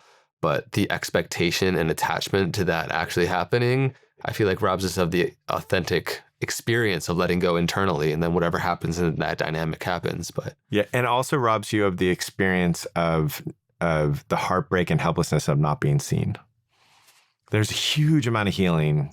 You know, I like today I was doing our master class, which is this online thing, and there was 3 different people who showed up with, I want my mom to like apologize, see me, know what has happened, and there's just no way. And in all 3 situations, there was a confrontation of like, yeah, that's probably never going to happen. And the grief and the healing that came out of just, yeah, that's never going to happen. So that there's another thing that's happening, which is we're wanting that so that we can avoid our own heartbreak. And then when that full heartbreak moves for those people, like their capacity to love their moms is so much greater. I've had a couple experiences where I've supported or worked with friends, whether it's in my men's group or just other relationships, where they had something like that with one of their parents, like their dad, for example, and they were dealing with addiction and struggle, and they were trying everything that they could do to get them to accept and realize what they were doing. And then they fully collapsed the energy within themselves, and the next day they went into remission or something. It's crazy how entangled those energies are. Yeah, totally. So this is actually a really cool phenomenon that I think very, very few people talk about. So if you're in a marriage, say, and let's say we're married and you're worried about money, the chances of me worrying about money are not so great. You stop worrying about money, I'm going to start worrying about money. Like there's a way in which humans, if one person's holding that emotional experience, then the other people don't have to hold that emotional experience. And there's like an emotional experience hot potato that typically happens. And the most profound one of these is the shame hot potato, which is, I don't feel good about myself. You did this thing. And then you don't feel good about yourself. And you're like, yeah, I don't want to hold that. You did it. And then like, you're just like trying not to, everyone's passing the shame back and forth, trying not to feel it. But it happens in all sorts of emotional, like, relationships that we have. And you can like check it out in a business meeting or like in your men's group. If you have, let's say, somebody in the men's group who's just always doubting and I don't know, I don't think it's ever going to get better. And you say, I'm just going to take on that energy for this men's group. Yeah, this is never going to work. I think it's never. You'll notice their next share will be like so much more positive than any other share that they've ever had. It happens in business. How many businesses have I been in where there's this one person who's holding this particular energy, like this isn't going to work, or we need to have marketing instead of tech investment or whatever it is. And finally we're getting rid of that person. And then somebody else just takes it on. You're like, what just happened? Because it's an amazing phenomenon. When you really explore that phenomenon, it's amazing because it also points to the depersonalization and the awakening, because you're like, wait, well, who am I then? Like, I'm just holding this thing that anybody else will hold. If I stop holding it, like what's happening to like, who's me if it's not even the emotions or the thoughts or. Yeah. That's powerful. It's so fun working with relationships when they're when you recognize in the mirror that they are for each other. Yeah. And in some of our stuff that we do that's in person, we don't advertise or anything. We'll literally use that tool in a group to help with people seeing through themselves. So like we'll ask, okay, here are the 7 emotions that you're typically holding in your patterns. We're going to ask other people to hold them and see what's left of you. It's a really cool experience. Wow. Yeah. It takes a lot and a lot of trust. Don't try that somewhere, but yeah, it's like you have to really build a long legacy. What's the view framework that you have in terms of communication, relationships? the way that we introduce people to the work is something we call the connection course. And that's where we teach the view framework. And where it came from was, so after the awakening, I met this guy. His name was Case, and kind of an ass, but also amazing. And he could have these conversations with people, much like the coaching you would see, where people would just within an hour, their whole world would be different. And he had cancer, and he couldn't get the treatment he wanted where he lived in Europe. And so he came and lived with us. And so we got to experience him all the time doing this work, both with others, with ourselves. And I remember literally we would be doing the work with each other in our living room, and the 8-year-old you'd hear like stay up listening. And then every once in a while she'd be like, God, just stop resisting. It was awesome. So when he passed, and he had cancer, but he passed of a heart attack. I was like, whatever that was, I want to know about that. So I was able to just travel the world at that time and find people who could do this kind of work. And like most notably, Byron Katie could do it pretty well. And so I was just like, what do they all have in common? What are they all doing that's the same? Because the methodologies would be really different. And that's where the framework came up, which was view. It's like, oh, this is a way to deeply connect with ourselves and others. And so what I noticed about all of them is that they were vulnerable in their questions. They would ask questions that were scary, that were, oh my gosh, am I asking that question? That's not an okay question to ask. And they were being vulnerable in their own experience they were allowing the full emotional experience to occur. They were impartial, meaning they weren't trying to get somebody somewhere. They were okay with wherever the person got. They were following more than they were trying to lead. There was empathy, meaning they were with the person. They weren't in the person. They weren't lost in the story. They weren't lost in the emotional experience, but they were with them in it. And they were full of wonder. And I was like, oh, okay, well, what if I like live life like that? And all of a sudden, better connection, better relationships.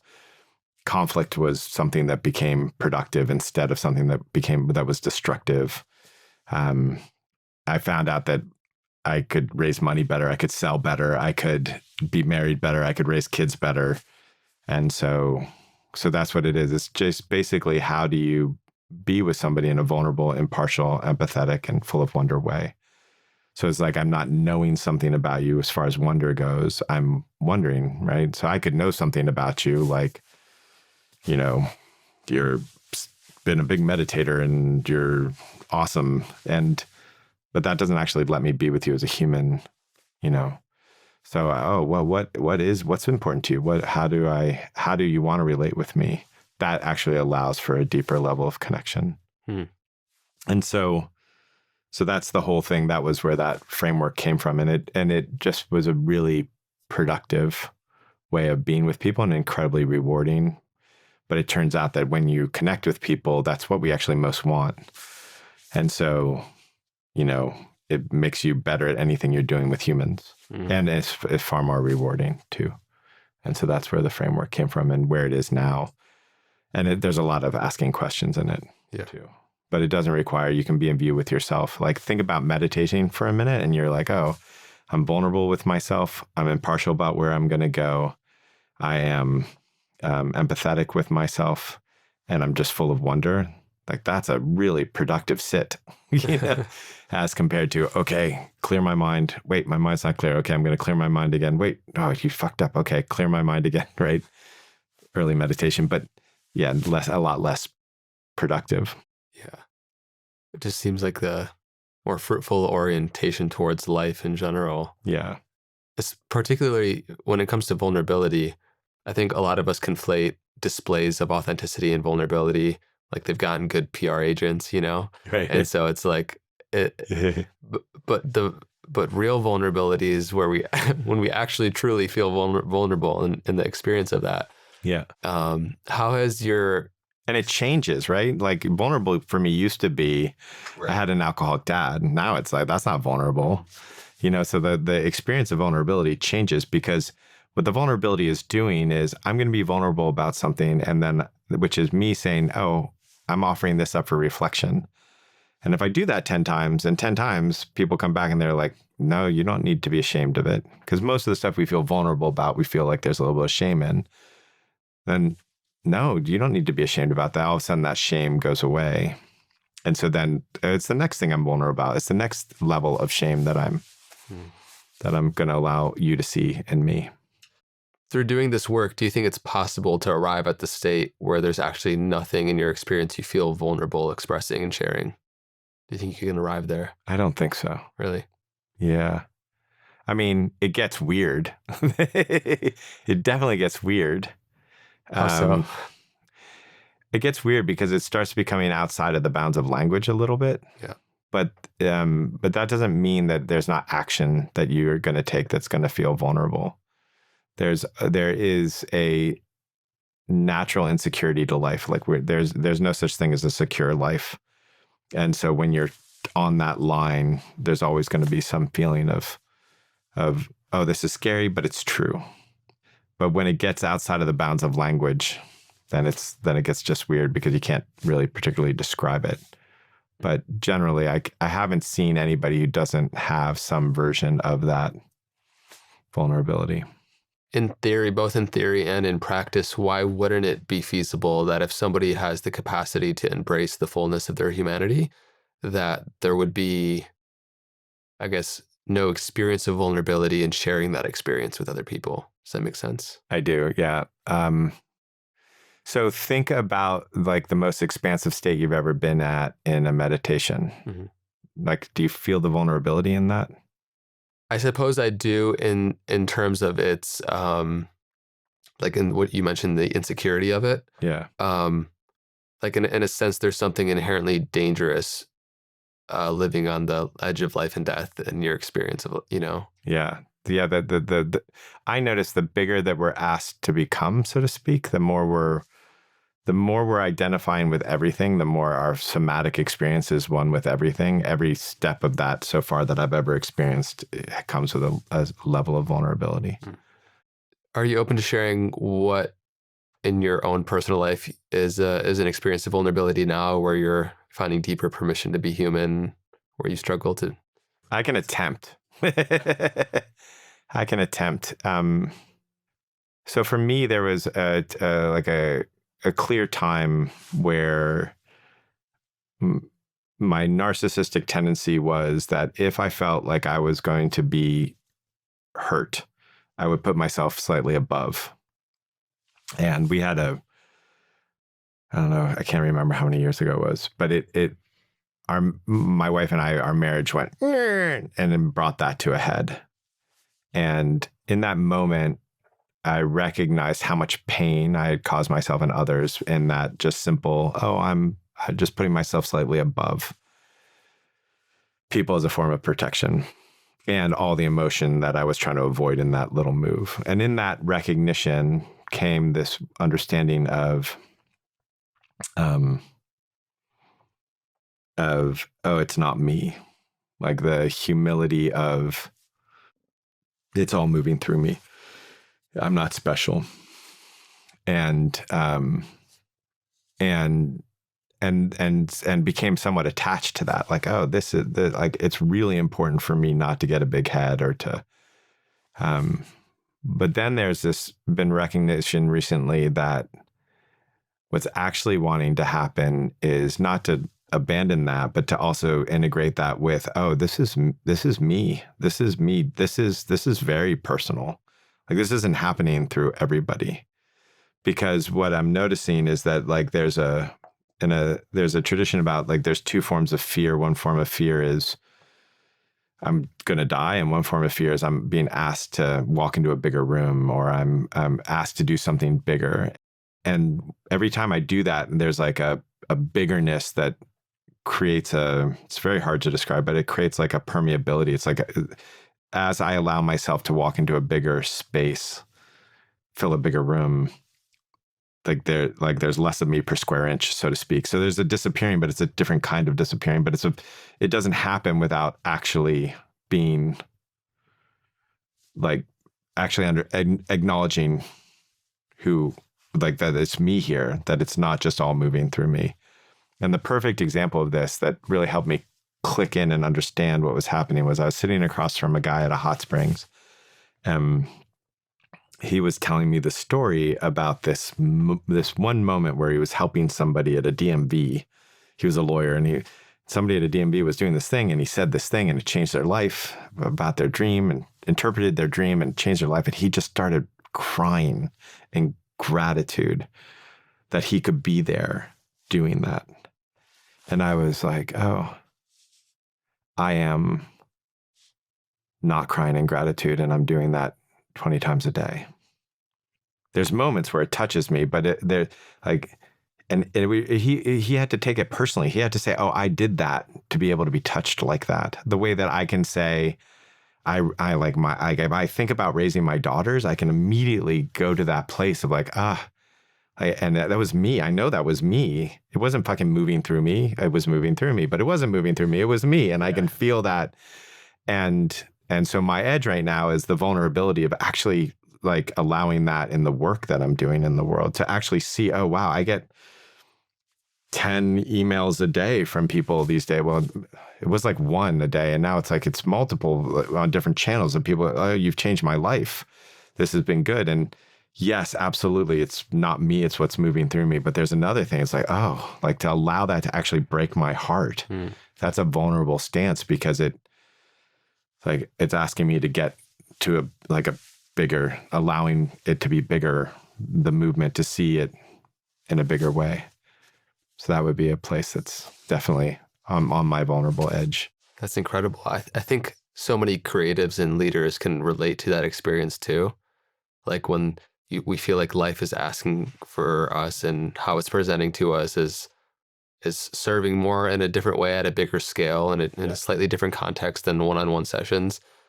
I'm so grateful to have you in at this period of your life. I feel like you're right now at this impetus in your own career where it's like, it's widening in a deep way in terms of scale and like social media and all these things.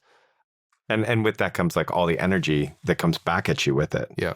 Right. I notice that a lot of people, as that audience grows and there's more and more people with energy, the easiest thing is to defend. The easiest thing is to like armor up so you don't have to deal with it. But like, I can't, closing down like that would be how I would like drop all of this work because I can't do this work if I close down like that.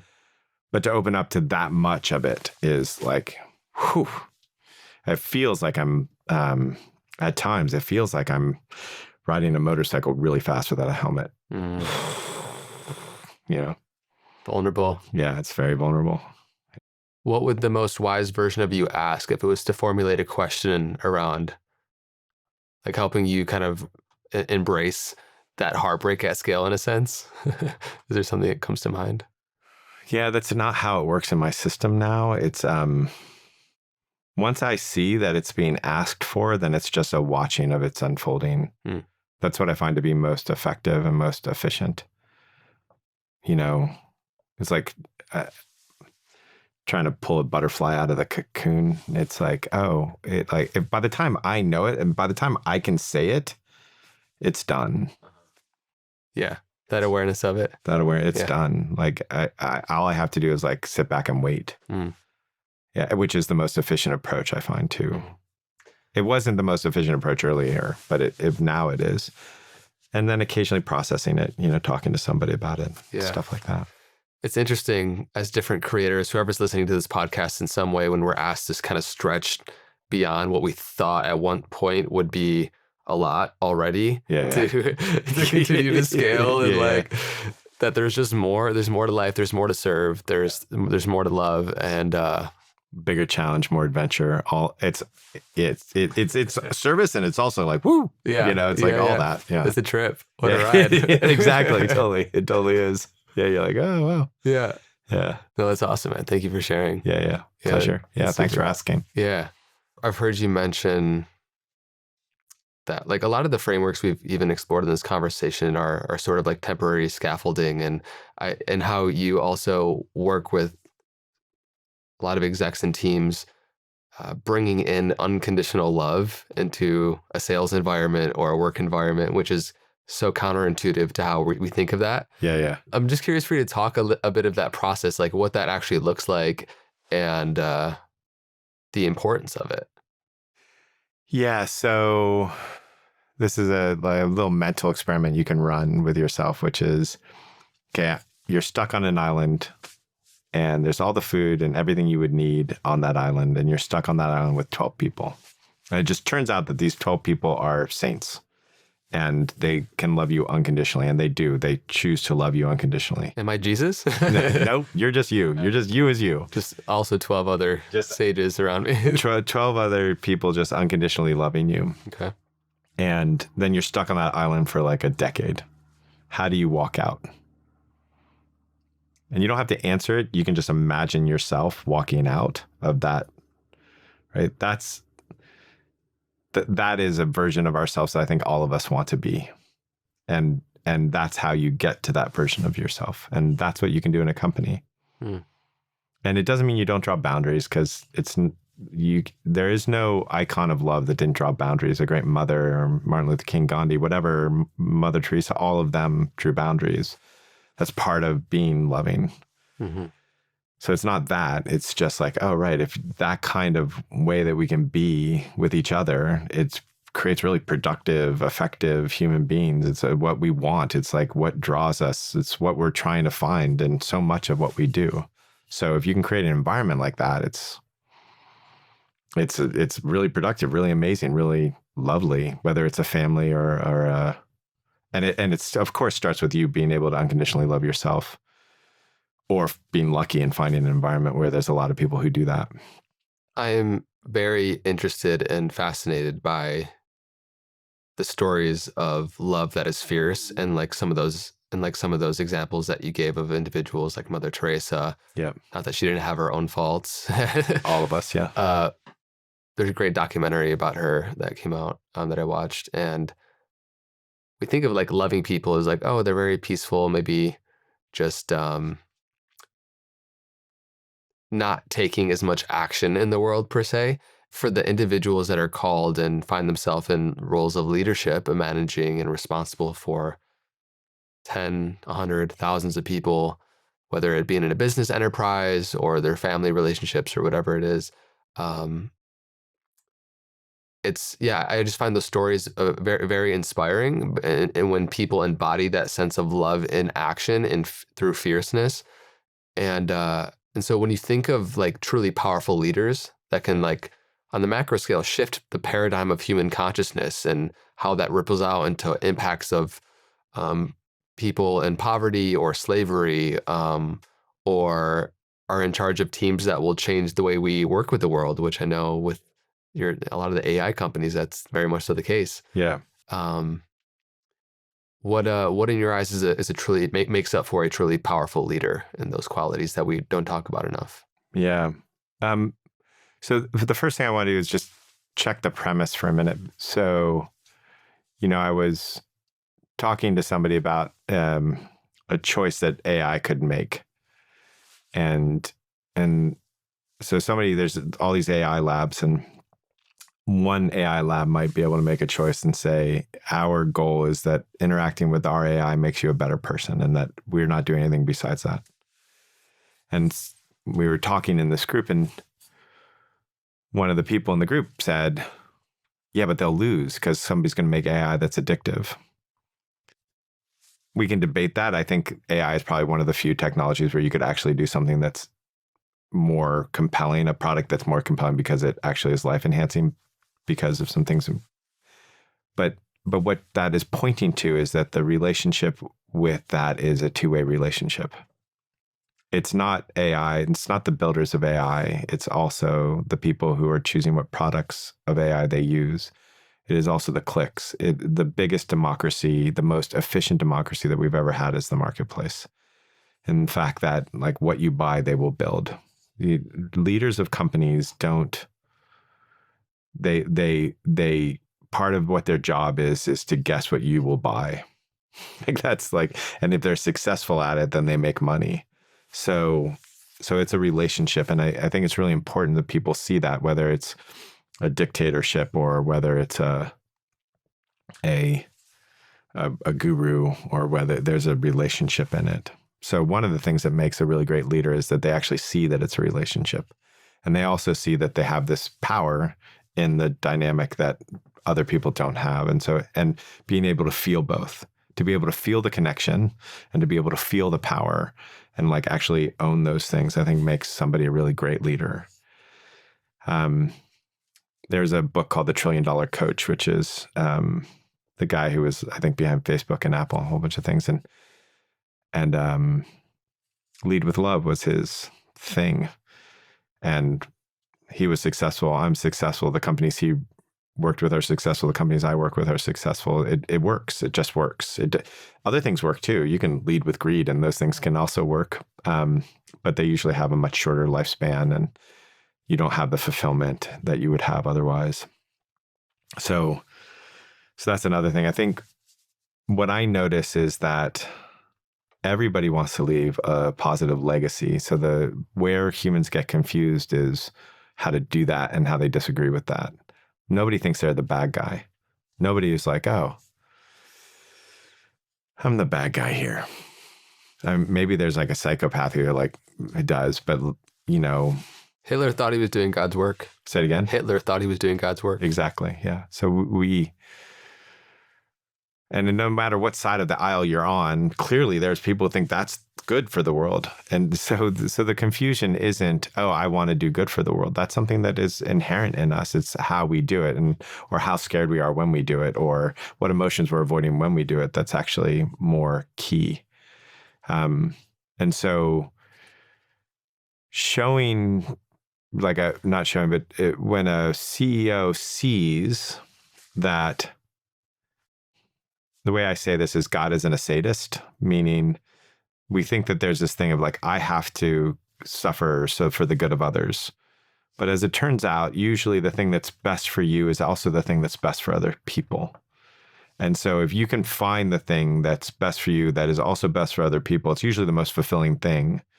And if you find that thing and you act from that alignment, then that becomes very fulfilling, very satisfying for folks. Yeah, I could think of so many examples of, when we move from obligation in life, whether it's at a party or a meeting, or it's like when we're showing up somewhere because we feel like we should and we're shitting all over ourselves and others. Right. It drains the authentic experience of actually being there. Yeah, well, the thing is, I can't actually hold in my heart obligation and or responsibility and love. So like right now, think of something that you love deeply in the world, maybe somebody in your men's group or something like that. And then just feel that in your system and then now take responsibility for them or do obligation. Like you can just immediately, that love just gets drained out. And so that's really the teaching is that you're actually these are other ways you constrict yourself from loving people. Yeah. And I think a leader of a company who feels that deep sense of love is going to do better work for the world than the one who feels a deep sense of obligation or who are deeply defended because they're being attacked all the time. And that's the other place that I see that people are in relationship with these companies or with these politicians. Like, if I was attacking you 24 hours a day, how do you think you would start changing? And you see it. You see the Elon Musks of the world, like that one of his first 60 Minutes interviews around SpaceX, he starts crying because he thinks of like astronauts who aren't appreciative of him. And now it's like all attack. Yeah. And you see this with like creators and artists and like they get in the public eye and then they get attacked and they just harden. And like, how did they make that kind of switch? We as a society attacked them for like decades. What did you expect them to do? Become nicer? Like, how does it, so that I think that's, again, that relationship is really important. And what I notice is that we look at the leaders and just like what you hate in the leaders that you hate is the things you hate in yourself. What is triggered for you and the leader is a thing that you don't accept in yourself, just like we were talking about before. And taking that responsibility leads you to freedom. And it also helps them be better people, even if you're 1 in a million or a billion. It also seems like when we move in the direction of our sincere love for something, it's what actually enables our capacity to endure with all the BS that comes along the way. Even from something simple like I'm deepening piano right now, my learning around piano right now. It's like, and if I had that obligatory energy towards it, I would be dragging myself to it every day. But because there is that actual love and enjoyment of it, it's like I can endure the pains of ignorance around different things in music theory for the greater pursuit and benefit of integrating those things one day and learning those things. So also enjoy the ignorance. Yeah. Like, it's frustrating at times, but there's definitely many enjoyable pockets. Yeah, I mean, on the frustration front, just as an example, I have a woman named Sarah who's been working with me for a long time, and she's like, we love Sarah. One time our family was thinking about, moving. We're like, we can't move Sarah, we'd lose Sarah. She's like that kind of important to us. And one day I came in just frustrated. I was like, arr. And she was like, oh, I love your frustration. I was like, huh? She goes, yeah, whenever you're frustrated, it means that there's something not working, and then we're going to find out what that is, and we're going to get to the other side of it. I'm like, oh, yeah, you're right. And she literally, it was the first person in a business environment who had loved my frustration. I loved other people's frustration, but to get that in back, I was like, oh, that's awesome. It was so good. Yeah, what a gift. Yeah. And you can give that to yourself too, because there's like, oh, right, that means there's some tension here that's creative, and it means that something's going to pop out of that, and it's really cool. It also shows you that you care deeply about the thing. Yeah, right? Yeah, exactly. Right. Yeah, exactly. Yeah. That's awesome. Yeah. So how could that not be enjoyable? Right. Right. Yeah. Yeah. You've been I feel like AI is just becoming so ubiquitous in so many of the tools in our experience of daily life more and more. Oh, yeah. And it can be quite frightening at the speed and how exponential it is. I'm curious because you have this whole background, and people listen to this conversation, they kind of get your vibe and how deep you are, and also insight of what's coming in this avalanche of super intelligent AGI. What do you think is going to change in how we relate to what intelligence is, and how emotional clarity and intelligence is how we're going to relate to that and prioritize it? I don't know. I'm not good at prediction, especially with this. I don't think anybody can predict this, whatever this is happen. Like that's, but what I can say with certainty is there's a massive opportunity for us, and it's going to determine how we approach it. So you get divorced, you have a kid, you get married, you lose a job, you go bankrupt. These are major moments of transformation, moments of transition. Things are going to and those are usually the places where people make the most transformation. Like if I'm in a class and somebody's like, I just got a divorce, I'm like, I know they're going to whew. It's also where people deteriorate very quickly. Oh, the steel factories went away in Pittsburgh in the 70s, and a whole bunch of people just went into alcoholism. Some people transformed their lives and had much better lives, but those moments of transition are the ripest opportunity for transformation. We are about to go through one of the biggest transitions that I think humans have ever seen, like equivalent to fire, equivalent to the Industrial Revolution, if not more, or agriculture, and it's going to be the quickest one. So it's going to be the most disruptive to our consciousness. It's going to move faster than our consciousness probably is used to moving. And so the sense of self, the sense of what you do, the emotional waves that are going to come with it, that's a massive opportunity for us to transform as a person, as a society. There aren't really bad times. There's just us being bad in times. There's a great quote by St. Augustine of Hippo or something, but basically we are the times. If we are good, the times are good. And so we have that opportunity in front of us to transform ourselves and or society in this really profoundly beautiful way. And or we have the capacity to, go into a very dark place personally and or as a society. And it really just depends on how we approach it. Do we approach it with embracing the intensity, or do we try to avoid the intensity? Do we click on the products that make us better people, or do we click on the products that make us worse people? Do we treat ourselves with unconditional love and gentleness and determination, or do we feel oppressed and lack courage in the face of the unknown? And that's really that's the choice we have. And that's the only thing I can say for certainty, is that transition is coming and we have that choice.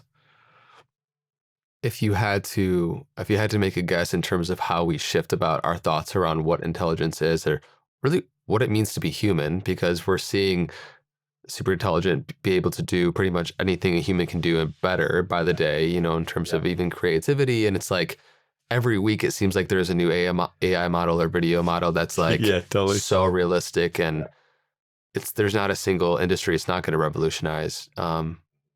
Where does that place us as humans? Yeah, knowledge work is dead. Skill work is dead. Wisdom work is what's left. Wisdom is basically the ability to make great decisions. That would be one way to describe wisdom. Emotional clarity would be another way to describe wisdom.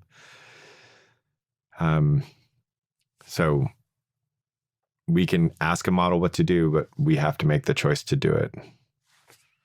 We can sit in the discomfort and the friction, or we cannot sit, or we can avoid. All those are questions that a computer will not answer for us, and our wisdom will. And so the people who can answer those questions are the people who are going to succeed. And because just like today, there's a great lawyer. He's an amazing lawyer, but he's just really hard to work with, and nobody wants to work with that person. But we're going to work with him because he's a great lawyer and he makes us a lot. Oh, nope, computer can do you.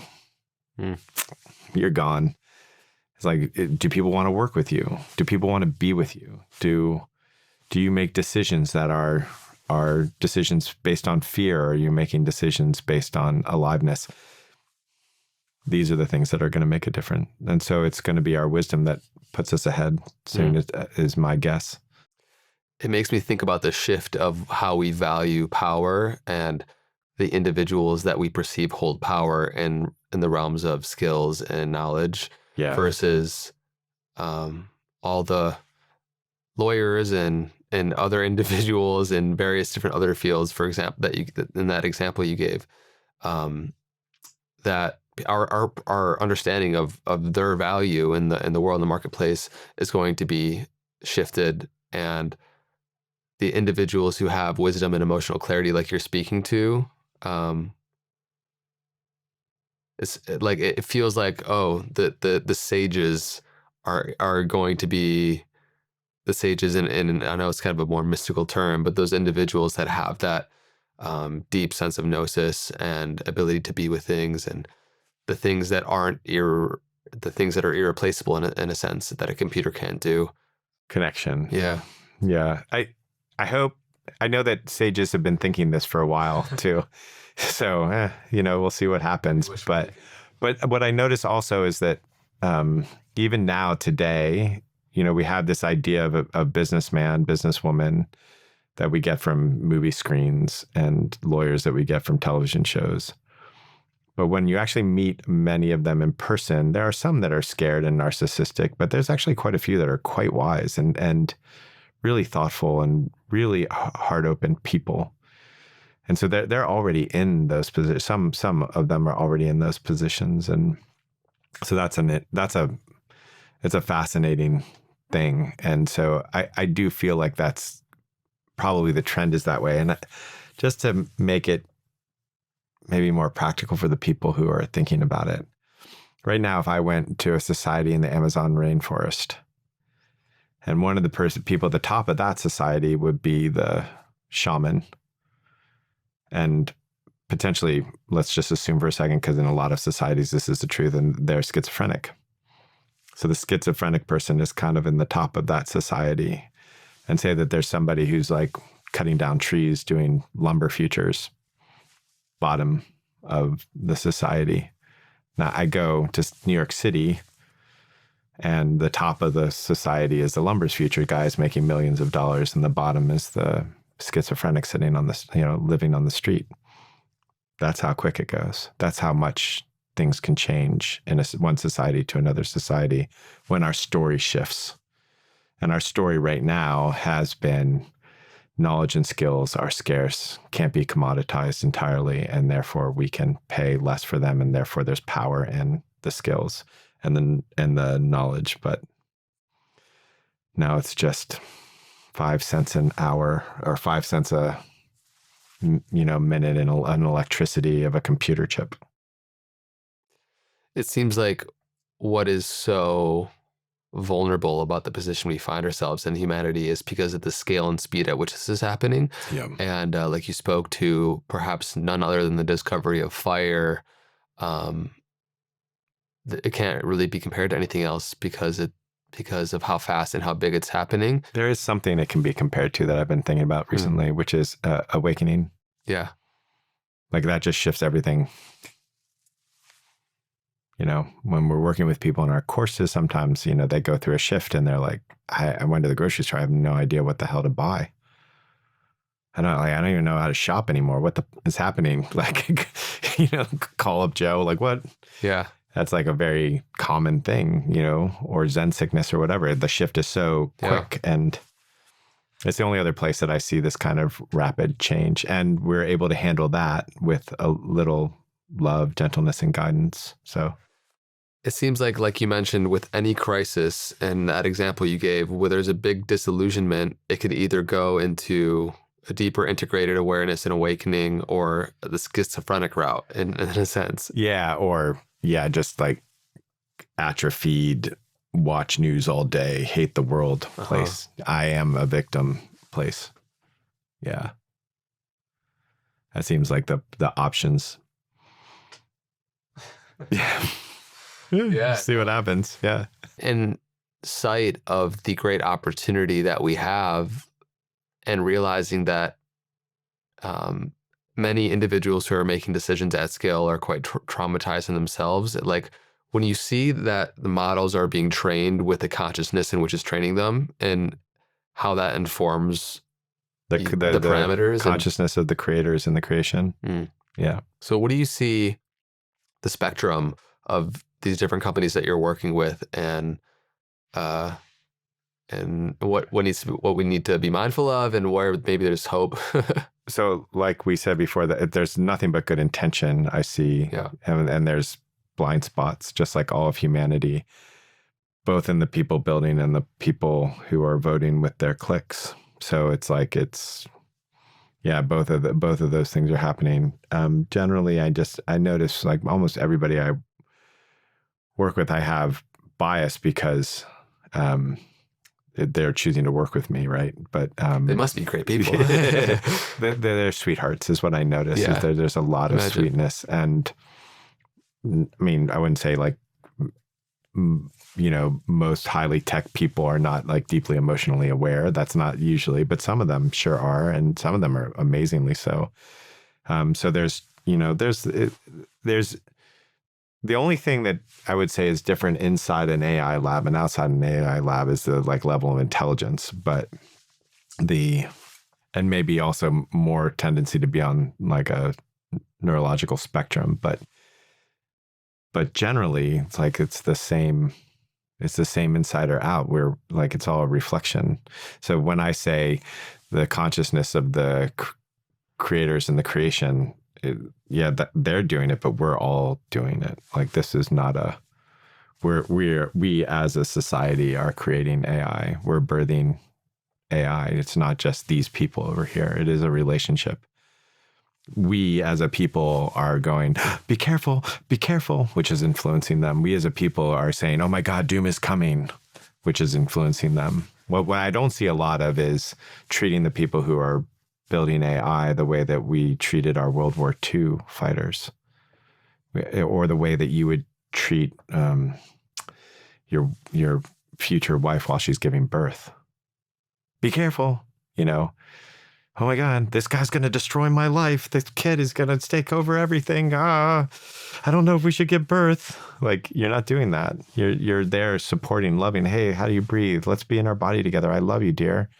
I don't see that happening for the people who are building AI. And then they can be blamed, but, you know, like most of us just won't actually look at ourselves and say, oh, we were part of creating this.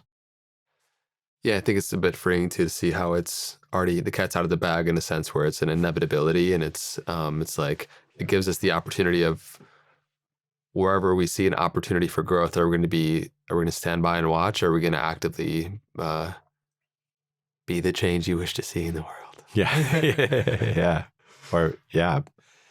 And so that to me is wouldn't it be great to, you know, walk into an AI lab and there's like a whole bunch of people there loving them and demonstration, you know, I wonder think about how different the creation may be if they felt like, oh, the whole world is like loving and supporting us, or like even like, you know, the 10,000 people in front of our office are loving and supporting us. Like, how much different would the creation be? Seems like with any creation, there's a spectrum, there's a variance of different types, obviously, in different models, for example. And I could imagine how there's going to be, and there are incredibly helpful models for healing our emotional, you know, experience. There will be many that are perfectly designed for cultivating propaganda in the world. Yep. Like all of humanity will be represented in the LLMs. Yep. Which is so exciting and incredibly frightening. Yeah. Yeah. Because we know what that looks like. It's a big spectrum. Yeah. And yes. And so that's the, right. This is another expression of how it's us again. We are the creator creating this thing, and it'll be its own ecosystem with its own predators and prey and everything like that. What I notice about humanity generally is that we prefer health to disease, and we prefer wholeness to separation, and we prefer connection to addiction. So if you think about that rat experiment, mammals in general, but the rat experiment, you know, where they put a rat in a cage and they all become addicted and they're all like pumping the cocaine or the heroin thing. But then they put the rat into like the rat park where there's other rats and there's play and they can have sex and they like hang out with each other, and like very few of them become addicted, or none of them in some cases become addicted. We as mammals will choose that. So if somebody can create AI that provides that, I believe the majority of us will choose it. Yeah. And the ones who don't it'll be like a fentanyl, meaning that like that part of the society will atrophy. Yeah. Very quickly. Yeah. We'll see what happens. Yeah, it's definitely exactly. an exciting time to be alive. What is that curse? That Chinese curse? May your children live in eventful times. Yeah. But yeah, I'm excited by it. I like it. I'm grateful individuals like yourself are supporting and having input with, you know, whispering great things into the leaders that shape the destiny of humanity in many ways. I'm grateful that they are choosing to be in it with me. Yeah, for sure. Yeah. What an eventful conversation. Awesome. Yeah. What a pleasure to be with you. Thank you very much. Yeah, this is so many great clarifications, also an appreciation for nuance throughout that I really love that you brought into the dialogue, and I think very incredible frameworks and reminders for us all. Is there anything in the hindsight of this whole conversation that you feel like would be good to touch on before we close out that we haven't? Feels alive for you. So we talked a little bit about like the accumulating more or the undoing, but I wanted to tie us back to the beginning and the end. like for the people who are leaving, just do if you want to experience what I'm talking about, do this little experiment, which is just like when you're done with the podcast, lie down, sit down, and see what it is just to receive life. Just like, and we can do it in this moment of, I'm just going to absolutely receive everything that's available to me right now. And that gift is always there. All it requires is for us to receive, which is not a doing. It's not particularly an undoing either. It's just an allowing. And I think that is such a powerful thing that so many of us miss, and it's available to us all the time.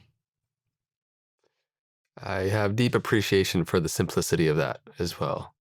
I think throughout all the podcast conversations and different ideas and frameworks, our notions around accepting our humanity and awakening get pretty complex oftentimes. And I just appreciate the simplicity of that, and as a great invitation to close out on. Yeah. Cool. Thank you, man. Pleasure. And for anyone who wants to dive more into Joe's work, we'll link down below where you can stay connected with him. Any other things you want to point people towards, resources? The best is to get involved in our newsletter. Then you can do the free coaching and the free workshops and get in touch with everything we're doing, and then see if the courses are right for you. Sweet. Amazing. Yeah. Thank you, man. Pleasure to connect with you. Thanks. And everybody, appreciate you for tuning into this episode of the Know Thyself podcast. Until next week, I'll see you. Be well.